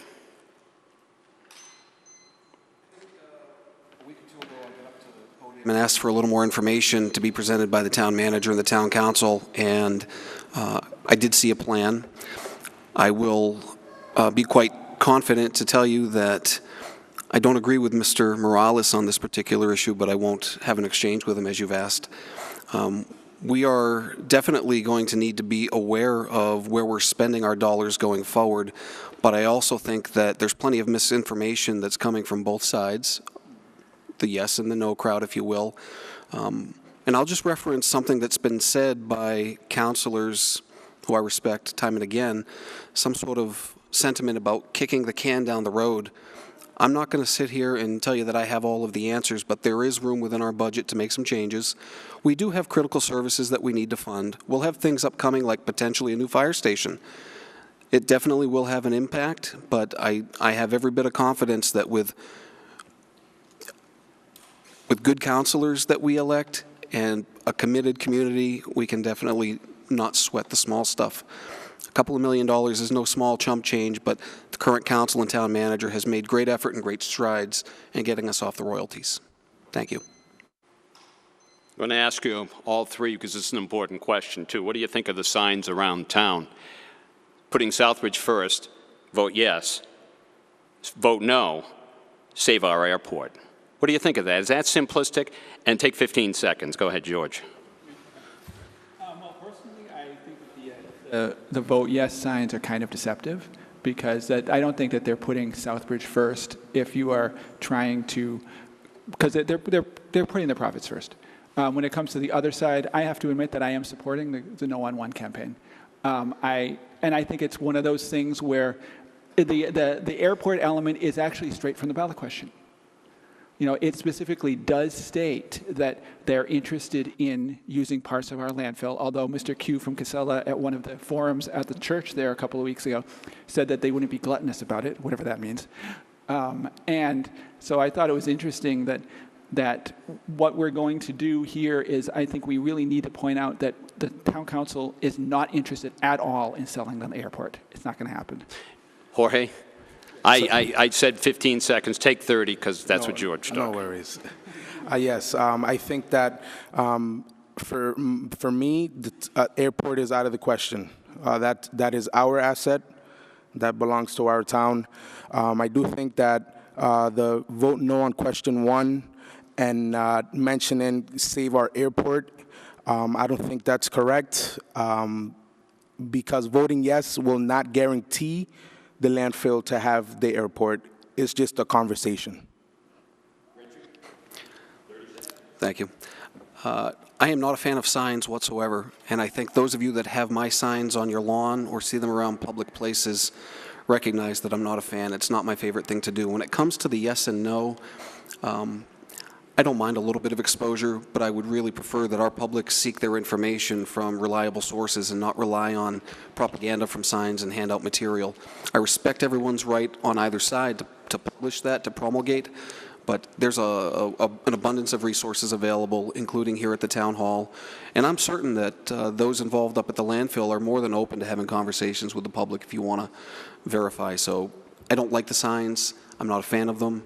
I wish they weren't out there. I think they're almost to the point of being blight, in my opinion. Thank you. Jorge, you're going to be the first one to answer this question, and it almost seems unfair because it's so broad a question. And there's so many aspects to this question. But try to fit it in within 2 minutes, or they'll come crashing down on top of you if that red light goes on for too long. So here's the question. What are your ideas or priorities regarding general long-term economic development? What particular things do you think the town of Southbridge needs to do to bring business into Southbridge? Yes, to bring business into Southbridge is actually on my list of things to help the community if I do get elected. I think Southbridge does need businesses, but we have to fix certain things in our community. For example, the schools. We have to fix our schools. We have to make them better. We have to adjust. We have to help the school committee. So people would want to move to Southbridge and have their students and move their businesses to Southbridge and have their kids go to school in our town. That's about it. Thank you. Richard, 1 minute. Could you repeat the question, please? Sure. What are the ideas or priorities regarding general long-term economic development? What particular things do you think the town needs to do and bring business back into Southbridge? Okay. Thank you. I understand now. Mr. Morales makes some good points, and I'll supplement by stating that, of course, we definitely need to continue investing in the community to make the business climate a little more fathomable and desirable. Our roads need a lot of attention. That comes up every year. We talk about this same topic time and again, year after year. I think one thing we need to be aware of is that there is a diminishing market for goods in a lot of different areas, right? Retail sales are down in a lot of places. Things are being purchased on the internet. I don't expect that we're going to attract a lot of retailers. I would think that we would need to be focused on creating a climate that is enticing to those in the technology sectors, the services sectors. And I think that we have plenty of good resources in place, good bones to our community, but we definitely need to make a little more concerted effort and not rely just on the economic development director and the town council. This is something that it's going to require the commitment of the entire community. Thank you. And George? I agree with you there again, but this is going to require the commitment of the entire community. One of the things that I've been thinking about here for this is that I kind of mentioned this at the beginning, is that one of the things that with our situation we're in right now, that we don't have too many deep-rooted industries or lots of corporate tax breaks or things like that. We're in a position to really reinvent ourselves, to look at what the kinds of needs we're going to face in the future are. Among the things I think we need are public transit, a locally owned energy system, backyard food production by right, access to the river for recreation and other uses, a tax break for homeowners who need a little help affording basic maintenance like paint to prevent the blight, rail trail completion to prioritize the reuse of existing buildings over building anew, especially in downtown. And one of the really important things, we need better communication among the various town boards, offices, and within the community as a whole. We need to create zoning and other rules that favor local production and make it easier to start, and businesses that can help complete the resource cycle and close the loop at home. Thank you, George. Now, on this question, and this is something that maybe the people at home want to sort of go one-on-one with you. So if you can look right into that camera, because this is something that you get to talk about yourself, but you get to talk to the people at home in this particular case, that I want them to be sitting in their living rooms and thinking that you're speaking directly to them. Here's the question. Richard, you're up first. What makes you uniquely qualified for the town council? Softball question. Go ahead. Softballs are good, actually, Mr. Merrill. Thank you. I'm actually a very humble person, and I think that those that know me would support that statement. But I think that one thing that might set me apart from other candidates that are either here or not here is my commitment to this community. I frequently attend town council meetings, and that's not just to be a member of the audience. I come here to support the folks that have given of themselves, their time, their energy, their efforts to make this a better community. I like having them see me in the audience to know that someone shows up. That's not always the case. There aren't a lot of folks that come. I've been participating in our style of government for years, as I mentioned in my opening statement, with my participation in General Government Subcommittee, Protection of Persons and Property, now Department of Public Works Subcommittee, and also the Board of Registrars. I'm not ashamed to say that quite often I only speak when I really have something that's worthwhile to share with the folks on those committees. But I also think that we have a lot of good things going on in this town, and when I am giving someone my word that I'm going to show up and I'm going to participate, they get the best of me. And I'd like to think that all of the candidates here could say the same. I hope to see that with whoever we do elect. And we appreciate that there are people in the audience tonight. I don't mean to insinuate that there's no one here. Many nights, on Monday nights, town council, it's pretty barren. But thank you very much for the question. George, right to the people at home and not to the fan club that you have here tonight. What makes you uniquely qualified for the town council, to the people at home? Besides the fact that I've been on the council for the last couple of years, I think the biggest thing that I do is I do my homework. I try to make sure that I love doing the research, to trying to find out what's out there, what the options are, try to find some of the things that I'll pull some ideas from all kinds of weird places like world history and say, okay, this is what we do, this is what we are doing now, this is what other people have done, how can we make it work here? I have exposure to a lot of other forms of government from my background as a journalist. So I've seen different other ways of doing things, and that can inform how I do things here. I like the idea of doing the back and forth. I'm one of those people who I'm an unenrolled voter, and I purposely have chosen to be that way, even though my viewpoints are basically green, because of the fact that I think I can stand between parties of all kinds, whatever stripes they are, and listen and take in ideas and think about them and come to a good decision for the community from those ideas. Jorge, your chance to talk to the living rooms of Southbridge. What makes you uniquely qualified for the town council? Yes, thank you. Good evening, Southbridge at home. I think that my stand on becoming town council in Southbridge is to bring the younger community on board, new ideas, new solutions. It's not only about getting elected for the position, it's about learning, growing, and succeeding for our town. Getting businesses together in our town to see what we can do better. I think that it's time for fresh faces, new blood. It's someone who will take the time to dedicate to the town, who will listen to the people, who will do the homework like Councillor Steve just mentioned, who will take the time to actually attend the meetings of the town council. It's very important for me to take the time and work for our community. Thank you. Thank you, Jorge. Now, one person that I'm sure is probably watching at home, if he's not watching live, he's probably going to watch the replay of this, which will be running until the election takes place, and it is June 13th, correct? 13th, Tuesday, June 13th. I don't have a calendar in front of me, certainly don't have one in my mind. Ron Santangelo, our town manager, tell me, how would you rate his performance? how do you rate the performance of the town manager? And Rich, you went first last time. George, it's your turn. How do you rate Ron San Angelo? I hate to admit this, but I'm on the fence about that one, to be honest with you. I like Ron as a person. He's a really good guy. He's got some really creative ideas. I think that he's good dealing with people. I think that there are some things I need to do a little more looking into to see how some of the background stuff, if it's getting done the way it should be done. But in general, I like him. You know, I think he has a good background in terms of being an elected official in Connecticut. He was briefly town administrator in Hanson, and I think he can work with people. I just want to see. I hate waffling. I really don't.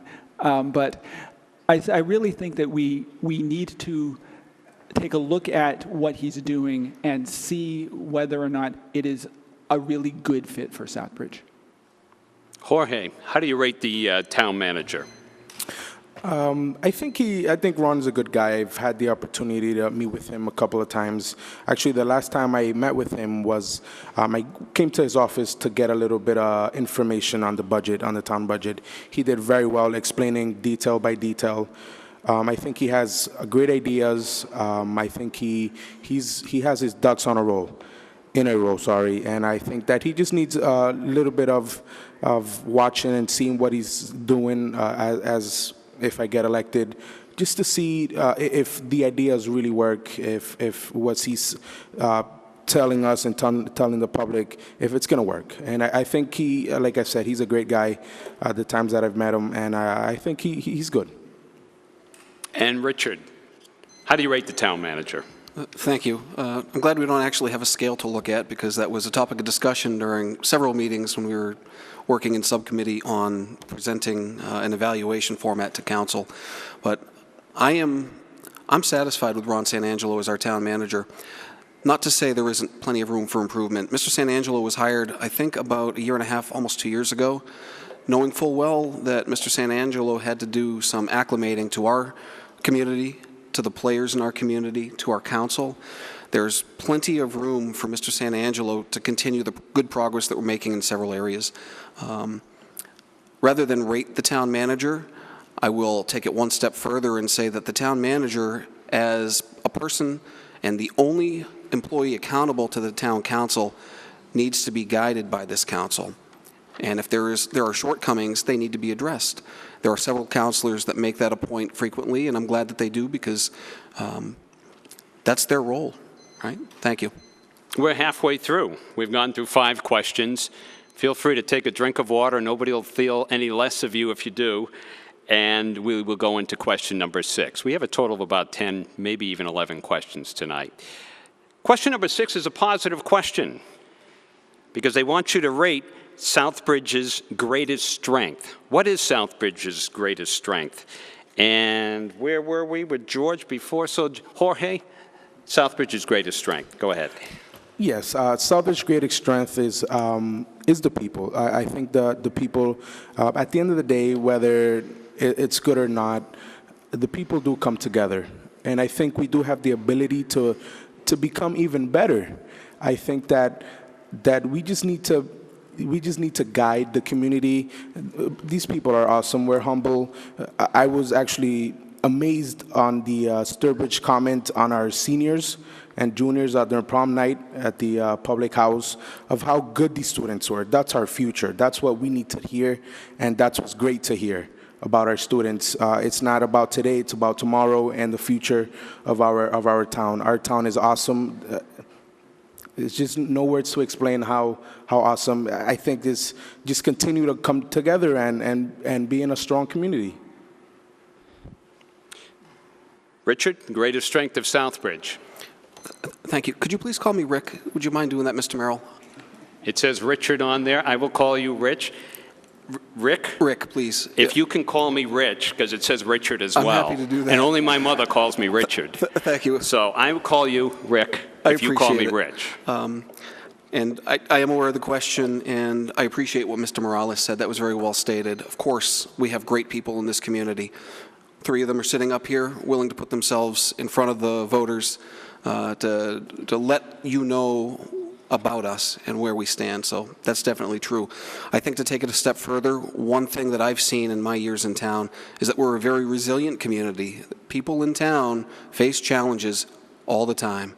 We've been through the fire on Main Street. We had the 3 or 4 decker that displaced 28 people. The community came together and helped those folks out.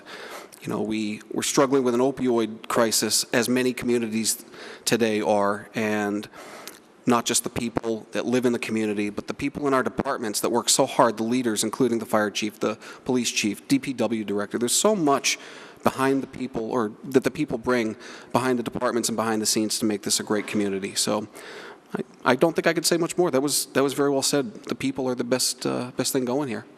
And George, what is Southbridge's greatest strength? In a phrase, I would say it's our unity and diversity. Excuse me? I said in a phrase, I would say it's our unity in diversity. I agree completely with what both of them just said. The people that we have in this town, I think there's so many opportunities out there. If we could reach out and kind of go around some of the rigmarole that the rules say that we're supposed to be doing, and actually reach out to some of the people in some of the streets in our communities, people that have ideas who maybe just need a little bit of a push, a little bit of assistance to get some small business going, or get some other creative idea off the ground. And that they're out there. If they come forward, you know, we can help them, and that will be really what I think our ultimate future is going to be, is the kind of resilience that Rick mentioned, because that's where it comes from. We saw it with the tornado. We saw it with all of the other stuff that we've gone through. Our town bounces back, and that's our strength. George, thank you for your response. We're up to question number 7 right now. We all want to return to excellence in our schools. Please characterize the working relationship between the town council, the school committee, and the school department's receiver. How would your presence on the town council contribute in a positive way to this difficult process? Rich, we'll start with you. Okay. I think we've heard this question a few times over the years, and obviously given current circumstances and current events, I'm not going to say too much about the receiver, but I will say that as far as the structure is concerned, it's pretty clear that the state is in charge of our schools now. At this stage of the game, I look to council as being a resource when the school is in need of anything in the way of financial, fiscal resources, and things of that nature. My contribution to council is, or would be, such that I don't have children within the school system. I don't have children. I think it's a priority to get the schools back in line, but my part as a counselor, if I'm elected, isn't weighed quite as heavily on participation within the school district. School committee obviously has a tough job ahead of them if and when the next couple of years pass, and they can take back over to give the schools the support that they need with policy. But beyond that, I'm not going to go on a limb and make promises I can't keep. I am not a parent of children within our school district. I pay attention to the issues, but I will keep myself out of the equation and just do the job that I'm elected to do when it comes to policy and fiscal matters as a counselor. Thank you. And George, take about a minute. Okay. Well, I think the council, and generally speaking, especially since the receiver came in, we've been working pretty well with her. Although I hope that the new temporary person is as accessible as she has been. Although I am also kind of concerned when I got the email that is saying that she was taking time off. I hope it doesn't mean a revolving door is starting again, because that's been the worst thing that we've seen in our district for too long. We need stability, and I think that we as a council can help provide some of that. Some of it is a funding thing. Some of it is also the fact that I think we need to lean on the state to help us deal with the charter issue that Mr. Morales mentioned a few minutes ago, because that's going to be a huge hit on our schools. 800,000, maybe even $1 million or more over the next few years, and that's going to be an ongoing thing. So we need people out there to contact Representative Durant, Senator Fatman, and let them know that we need help to deal with this issue, because it's a serious one, and we can't keep sending money out of the schools. Jorge? How would you make it a positive presence regarding the relationship between the town council and the school committee? Same question as the other two. Yes, thank you. Even though my daughter's still not in school and I still have a few more years to go, but it's one of my priorities to make sure that the schools work to best of their ability. As I've seen in recent meetings, it seems like the council is working fairly with the receiver and the state. However, it's important to acknowledge and respect the fact that while the council sets the town budget, including the schools, it's the school committees, along with the state now that we're in receivership, they are responsible for the town council. So we just have to make sure that they're doing their job. And as Councilor Steve said on Dr. Huzenga, yes, on her leave, I have no information yet. I know she's on, obviously, a paid leave. I hope that it doesn't affect our town, like Mr. Steve said. Question number 8 may be a little bit complicated, but it has to do with the Office of Economic Development. Now, they get about $800,000 from the state, but it's not accountable to the town for how the funds are used. Now, when the town council votes to approve that money, how will you make that office more transparent regarding its spending to the town and to the taxpayer? I think that's a difficult question, and I'm glad it's your question, George. Well, first of all, you're referring to the CDBG funds, which are usually around 800 grand. And I think, well, first of all, the way the process works is that there is a public hearing before those funds are applied for. There's usually about 3 people in the audience, unfortunately. So there's certainly an issue of maybe a lot more presentation, a lot more public knowledge and advertising of those hearings would certainly help for transparency. I think Rosemary is generally doing a pretty good job from what we've seen so far. And I think a lot of the projects that are being done with CDBG funds are ones that we do need to get done. Although I think that I would love to see some other ways to use them like for roads and for more road work that we do, that we need funds for. We don't have enough.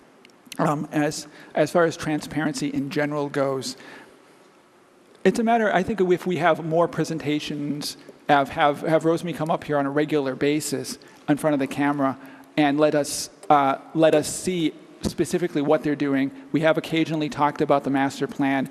In fact, we just got a new economic development plan that I asked the town manager put on the agenda so we can do a presentation on that and see what that is in detail. I've got it, I've read parts of it, I haven't finished it. We've got a new open space plan that we need to have some transparency on. We've got some of this other stuff that's going on, like we've got the new town planner who we approved in the budget. I know certain councilors had issues with that. I personally think it's a great idea. That will definitely help with transparency because we got somebody in there who's got some experience doing both planning and conservation agent, and there's a lot of stuff that's going on in our town that really needs that kind of an oversight so we as a town can see what some of the stuff that's going on, that it's out in the streets there that we need to know more about. So there's a whole bunch of things. And also, I think there's one thing I would love to see us do that I've seen other towns do is an all boards and commissions meeting on a regular basis, we'll say every 6 months or a quarter, where everybody comes together and we can share ideas and see where everybody's at the time. Thank you, George. Jorge, do you want that question repeated? Sure. Okay, because the Office of Economic Development gets about $800,000 from the state, and it's not accountable to the town for how the funds are spent. When the town council votes to approve that money, how will you make that office more transparent regarding its spending to the town and to the taxpayer? Jorge, about a minute. I think that's a great question. I still have a little bit of more work to do before I can fully answer that question. Thank you. Richard, do you understand the question and you want to answer that? I do, and thank you. And Jorge, I can appreciate that. There's a lot that goes into those sorts of matters here. I am not as well versed as Councilor Steve's in, but I will tell you that I would definitely support seeing Rosemary do a few more presentations. I find her very approachable and very open to discussion, so I wouldn't worry too much about transparency. I think she's an open book. I'll take it a step further and say that if anyone pays attention to some of the newspapers, I'm a big proponent for transparency and the availability of information. We've made leaps and bounds and strides with our town website, and I pushed for an annual report last year, which doesn't mean a lot to a lot of people, but it's a baby step to get back on track. So I would suggest that perhaps Rosemary's open to doing a little bit more to put information on our website. I think a lot of folks might find their information there, but what's more, just go talk with her. Thank you. I was glad that you three had that question. I have not a clue as to how I would have answered that. George, thank you for the information. I think I learned something tonight as well. The next question is question number 9, water and sewer rates. Everyone can really relate to that because they've escalated significantly over the past several years. Would you advocate bringing these utilities under stronger town management controls? Jorge, this is your question. Go ahead. Another question that we'll have to get more detail in before answering this question. Thank you. Okay. Richard? Again, please. Yes, the water and sewer rates have escalated significantly over the past several years. Would you advocate bringing these utilities under stronger town management control? That's a multi-dimensional question that I don't think anyone's going to be able to answer in 2 minutes.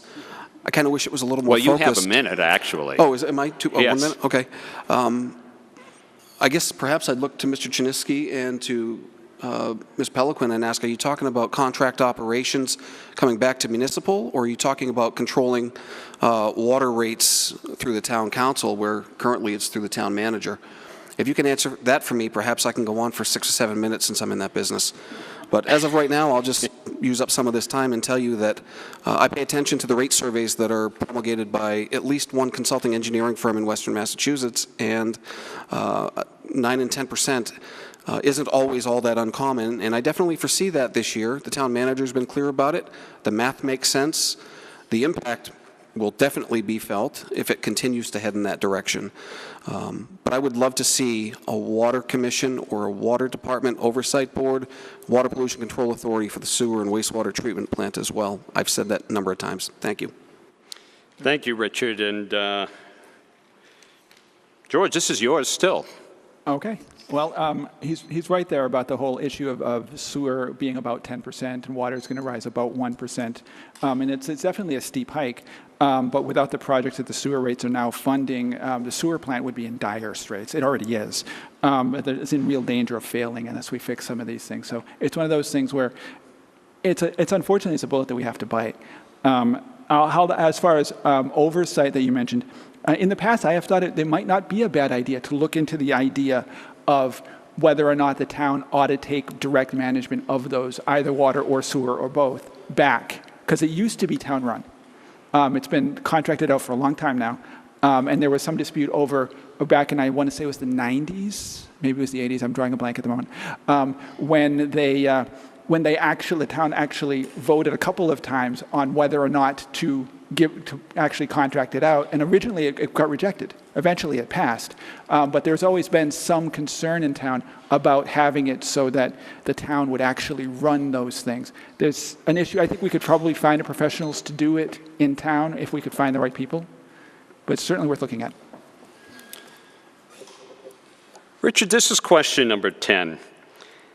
And without having ballot questions 2 through 5 in front of us, I think this is just going to be more a philosophical approach as to where you believe on it, because I have not a clue as to what ballot questions 2 through 5 say. Mm-hmm.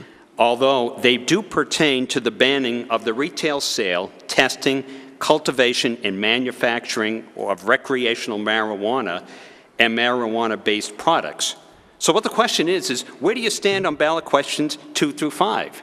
Not knowing what the questions say, I think it's going to be difficult to form a basis of an answer. I have them if you'd like to read them. But you could probably come up with at least your philosophy as to what you feel about legalized marijuana in Southbridge. Certainly. Thank you, Rich. It's a good question. It's a fair question. It's obviously a hot topic. And I've made my statements and my positions pretty clear, I think, within subcommittee and up here at the podium at least once. I am not an advocate for marijuana use. I am not an advocate for drug use of any sort. However, with the use of marijuana recreationally becoming legal, I am voting no to all 4 questions. I do not want to see things banned within the town of Southbridge. I respect and I admire those that take the moral high ground where perhaps I don't have the same perspective, not having children and worrying about their potential access to marijuana. I can appreciate that concern, but I also look at where we are fiscally with our budgets. I look at where we are with bringing new businesses into this community, and a lot of people might not like it, but at least one counselor, I believe, is spot on when she has stated that it is an emerging market, and like it or not, it's going to be legal. We absolutely need to be sure that we allow the planning board and zoning to take place for any access to to retail sales or for cultivation. No problem with that whatsoever. But I will be voting no, and that's a very firm no on all 4 questions forthcoming. Thank you. George, questions 2 through 5, or Right. basically it's just about marijuana? Yeah, well, the way we set it up is that we purposely broke up the one question that most towns put into 4 sections, but they're all the same setup. And then actually it's kind of confusing. First of all, I agree with Rick. I'm voting no on all 4 of them as well. But because they're phrased as bans on these commercial processes, if you support the idea of pot-based business, you actually have to vote no on all of them, or at least some of them. If you like some of them and not others, that's fine.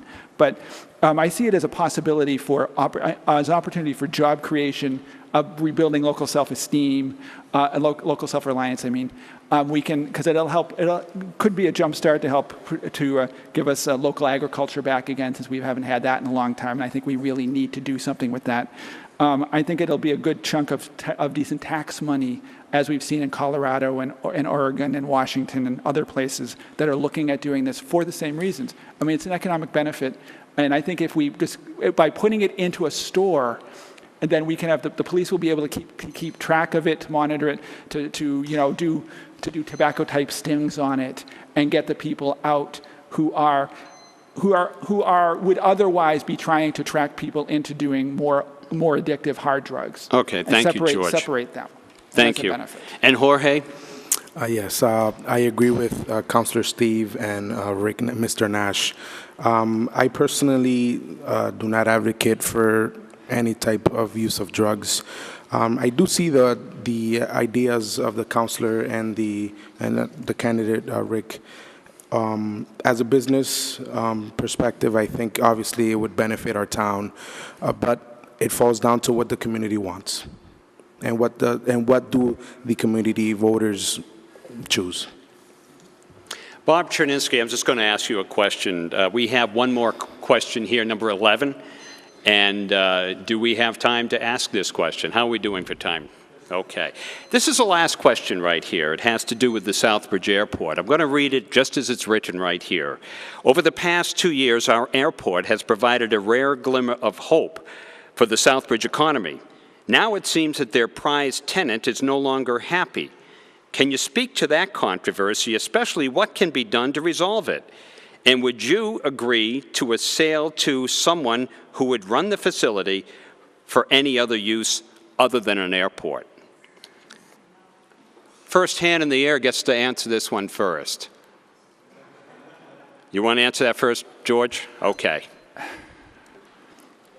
I know, obviously I know what you're referring to, and the fact that they bailed out is appalling. Excuse me? The fact that AeroVenture bailed out is appalling. We're actually in the middle of doing stuff, we're in the middle of doing things in executive session, so I can't get into a lot of details about it. But one thing that we definitely need to find somebody to replace them. I am kind of concerned that the fact that the school had tied into their program with having kids from I think both Bay Path and our high school have some sort of an aeronautical program going on with them, and I don't know if that will be happening since they're not here anymore. But we need to find something to replace them. I know that there's a lot of work going on up there that'll make it a stronger location for us. And in the long run, to be honest with you, I'm not sure if in the long run an airport is viable, but it's a strong asset for us while it is. And I definitely will not favor selling it to anybody for some other use. It's town property. If for some reason the airport becomes non-viable, for whatever reason, fuel costs or whatever, I could see it being used, we could build on it for actual an industrial park, because that's a nice open flat space, but I don't want to sell it to anybody. It's public property. We have more than enough. You look around the country, there are too many things that are public that are being sold off for private gain, and that hurts the public in the long run. We have a couple minutes left, and one of them can go to you, Jorge. So, I think Councillor Steve said it all. Thank you. Great job. And Richard, did Councillor Steve say it all? As usual, he covered a great deal of it. If I were to add anything to what Councillor Steves has said, I will reiterate or maybe expound a little and ask the question back to the community or to the council and the town manager. If this is a topic up for discussion, why do we keep investing in the airport diner and other facilities up there? I'm not open to selling any of the airport property, period. That is supposed to be an asset. It should be treated as such. It should be marketed much more heavily and strongly, and that is a public resource as far as I'm concerned. It should never be sold to any entity. And I wonder, are we going to have a few minutes like the school committee did to have some banter on some of these other topics that haven't been covered? They lasted about an hour and 20 minutes, I think. I really don't know what we want to do. We got 4 minutes left. Yeah, well, I know we have the final topic, you know, which is really, again, to talk to the camera at home and say what it is that you'd like to say. Now, you can do anything. This would be your closing statement, so. And you have about 3 minutes, is that correct? 3 minutes worth of time to get a closing statement. And the closing statement would be to the people at home, right into that camera. And Richard, we'll start with you. And I apologize, I didn't mean to sound disingenuous, but I think we started a little later and I was trying to watch the clock to see that we had an hour and 20. Looks like we're at about an hour now. But I'd like to thank the Republican Town Committee, the Democrat Town Committee, Kevin Christo, Bob Chernisky, Amelia Peloquin, all those that have been involved, members of the audience, Mr. Merrill, Rich, thank you. It's been a pleasure. You make this a lot easier. It can be pretty nerve-wracking to be sitting up here, and while we have a lot of challenges ahead of us, a lot of hot topics coming down the line, as I stated when I first started speaking tonight, I'm just as excited about the future. You know, we have a new motto, I guess I'll call it, or a slogan in town, to be the town of opportunity. I wonder if anybody knows that. I certainly hope that we're advertising it and that we'll continue heading in the right direction to maximize any opportunity that we can bring to town and that we can generate ourselves. Plenty of issues out there, including the school district.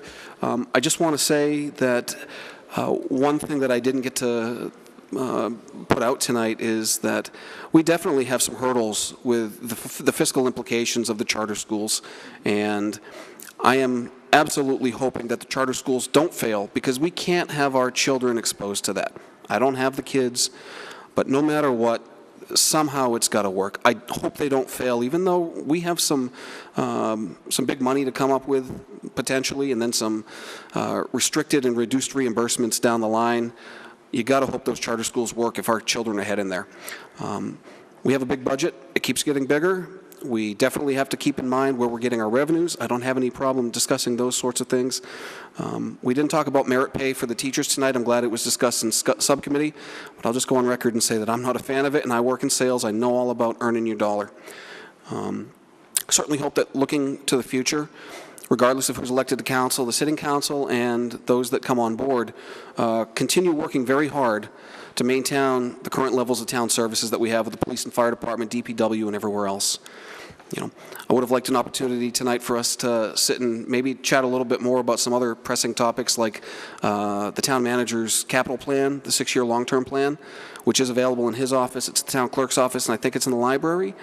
I'm glad we had a moment or two to talk about the marijuana referendum, and most importantly, I hope you like what you've heard from the 3 candidates that have been up here tonight. I'm grateful to have the opportunity to once again sit alongside Councillor Steves, who I respect immensely. Mr. Morales, thank you for putting yourself out there. I know how hard it is, and I'm glad to see that there's a new face up here. Thank you for taking a stab, and I wish you all the best of luck. And I certainly hope Mr. Estrada is doing all right, and I send my best to him. I have nothing but respect for him. Most importantly tonight, please, please, please take time to go out and vote on June 13th. There's a lot at stake when it comes to question 1 and questions 2 through 5, and then making your choices among 4 candidates for town council.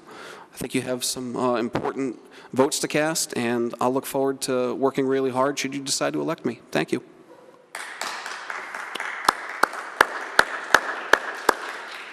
Richard, you said a lot there in 3 minutes. You really did, because you brought out a lot of issues that we hadn't had time to discuss tonight. As far as I'm concerned, we could have gone on another hour, and I'm sure there would have been other questions we could have asked as well. But I think the committee did a good job in getting the 10, 11 questions out there and trying to keep it within a certain time frame. But thank you for bringing up those other issues as well. George Steeves. The same for you. Closing statements and any other issue that you want to bring up, feel free. 3 minutes is a long time, and it's all yours. Okay. Well, first of all, I do want to say thanks to the town committee and the cable staff for putting this on. Thanks to the people on this dais and on the school committee dais for their ideas and energy for running for office. We need more people to stand out there and fill the vacancies for committees, whether they're elected or appointed. That's how this committee runs. You know, we need our community to be the community. You know, the fewer people that participate, let me rephrase that. The more people who participate, the better the decision making is. So we need more people. Most importantly, I want to say thanks to the people of Southbridge for allowing me to serve you guys for the last 3 years. I hope you'll support me for another term. If you do, I promise to continue to be a voice for our long-term future and to keep seeing things from a perspective that goes beyond just the numbers. Although the budgets do matter, of course, we can't let them obscure the fact that what makes Southbridge a living entity is us, the people, and as part of nature that we rely on. And like Rick mentioned, there were a couple of other issues that we didn't talk about. I'm actually surprised we didn't get a question about regional dispatch. And that's something that we're debating here now. If you haven't seen some of the subcommittee meetings, there's a concern going on with dispatch about whether or not our town ought to regionalize that with Sturbridge, Charlton, Oxford, Spencer bailed out of it. There's also an alternative out there, possibly with Webster, and I think it's Dudley at the moment. So there's so we're not quite sure exactly where we're going with that. There's certainly a need for some serious investment in dispatch capacities in our community. And I personally am kind of concerned about whether or not doing it as a regional process is best for our town. So I think we need to do some more homework on that. Also, one of the things I wanted to bring up is that if you look at the town budget, and so for the last few years, we've managed to keep tax hikes pretty low. On average, they've been just under 2%. This year's a little bit higher than even I would like to see. It's about 4%. But all of us up here are taxpayers, and I'm sure none of us relish the idea of paying more than necessary. But unfortunately, it's necessary sometimes. To me, paying local taxes is how we ensure our community's independence. They matter far more directly than any state or federal taxes, and we can directly see them in action. And we also have more control over how they're spent by coming to town hall, by participating, by running for office, by otherwise being active citizens. That said, I feel that there's also a definite need to address the constant growth of budgets by going after some of the huge amounts of interest that we pay on public projects. And I know that there's a bill in front of the legislature that's going to need some public support and contact to Durant and Fatman and all the other people that are on Beacon Hill. Because what goes on right now is that because of the interest cost, they add 30 to 50% to the cost of basically any public project. But there's also a proposal up there to create a public infrastructure bank that will take the money out of Wall Street's hands, enable us to do more while spending less. And so I just want to say thank you again for the opportunity to serve you. And if you see fit to re-elect me, I would appreciate another chance to work for 3 more years working for you guys. Please come out and please remember to vote on June 13th, and thank you for support. Thank you, George.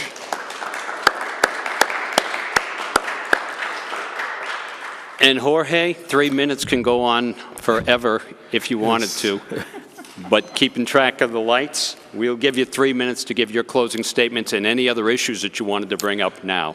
Go ahead. Yes, thank you, Mr. Murdo. I just want to take a quick second and thank the 2 gentlemen for taking the time, the cable gentleman for the invitation, Councilor Steve and Mr. Nash, for making it feel more comfortable up here for me for the first time. I just want to let the town know that it's time for a new generation to stand up. It's time for this town to stand up and take action. It's time to work for the future together, moving it forward. Please take your time. Please vote. Don't forget to vote June 13th. It's a Tuesday for Morales. Just a fresh blood, new ideas, and more solutions. Thank you. All right. Thank you, Jorge. And that brings it all to the conclusion. And thank you very much for watching the debate tonight. It was more of a discussion of the issues than a debate between candidates.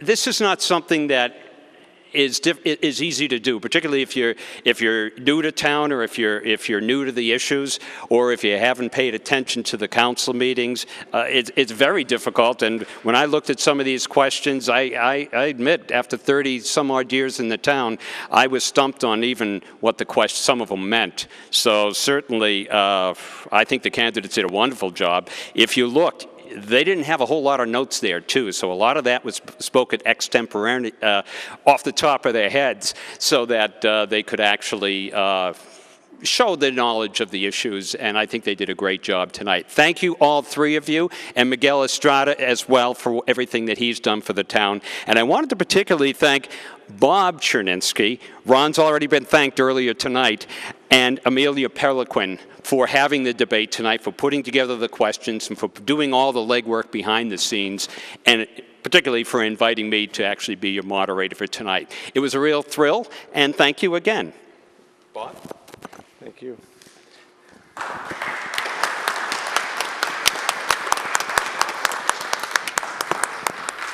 Well, a wonderful debate.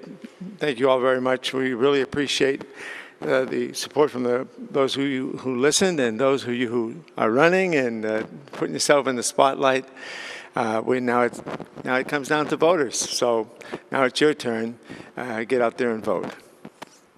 Thank you so much, everyone. And just before we go, I just want to give a plug to the Republican and Democratic town committees. If you're interested in getting involved locally, each of us meets monthly. We meet on the second Saturday of the month. When do you meet, Bob? Well, generally speaking, the third Thursday, but we're a little bit flexible. So we encourage you to get involved. If you like this debate, if you're interested in municipal issues, we'd love to have you on board. Thank you to all of the candidates who could be here today. Thank you to the cable access and everybody watching at home. Oh, and I forgot to mention, the Southbridge Democratic Town Committee met last month, and we did unanimously vote to endorse a no vote on all of the ballot questions, and they wanted me to share that with you. So thank you so much. Have a good night. Thank you very much. Thank you. Another good year in the books.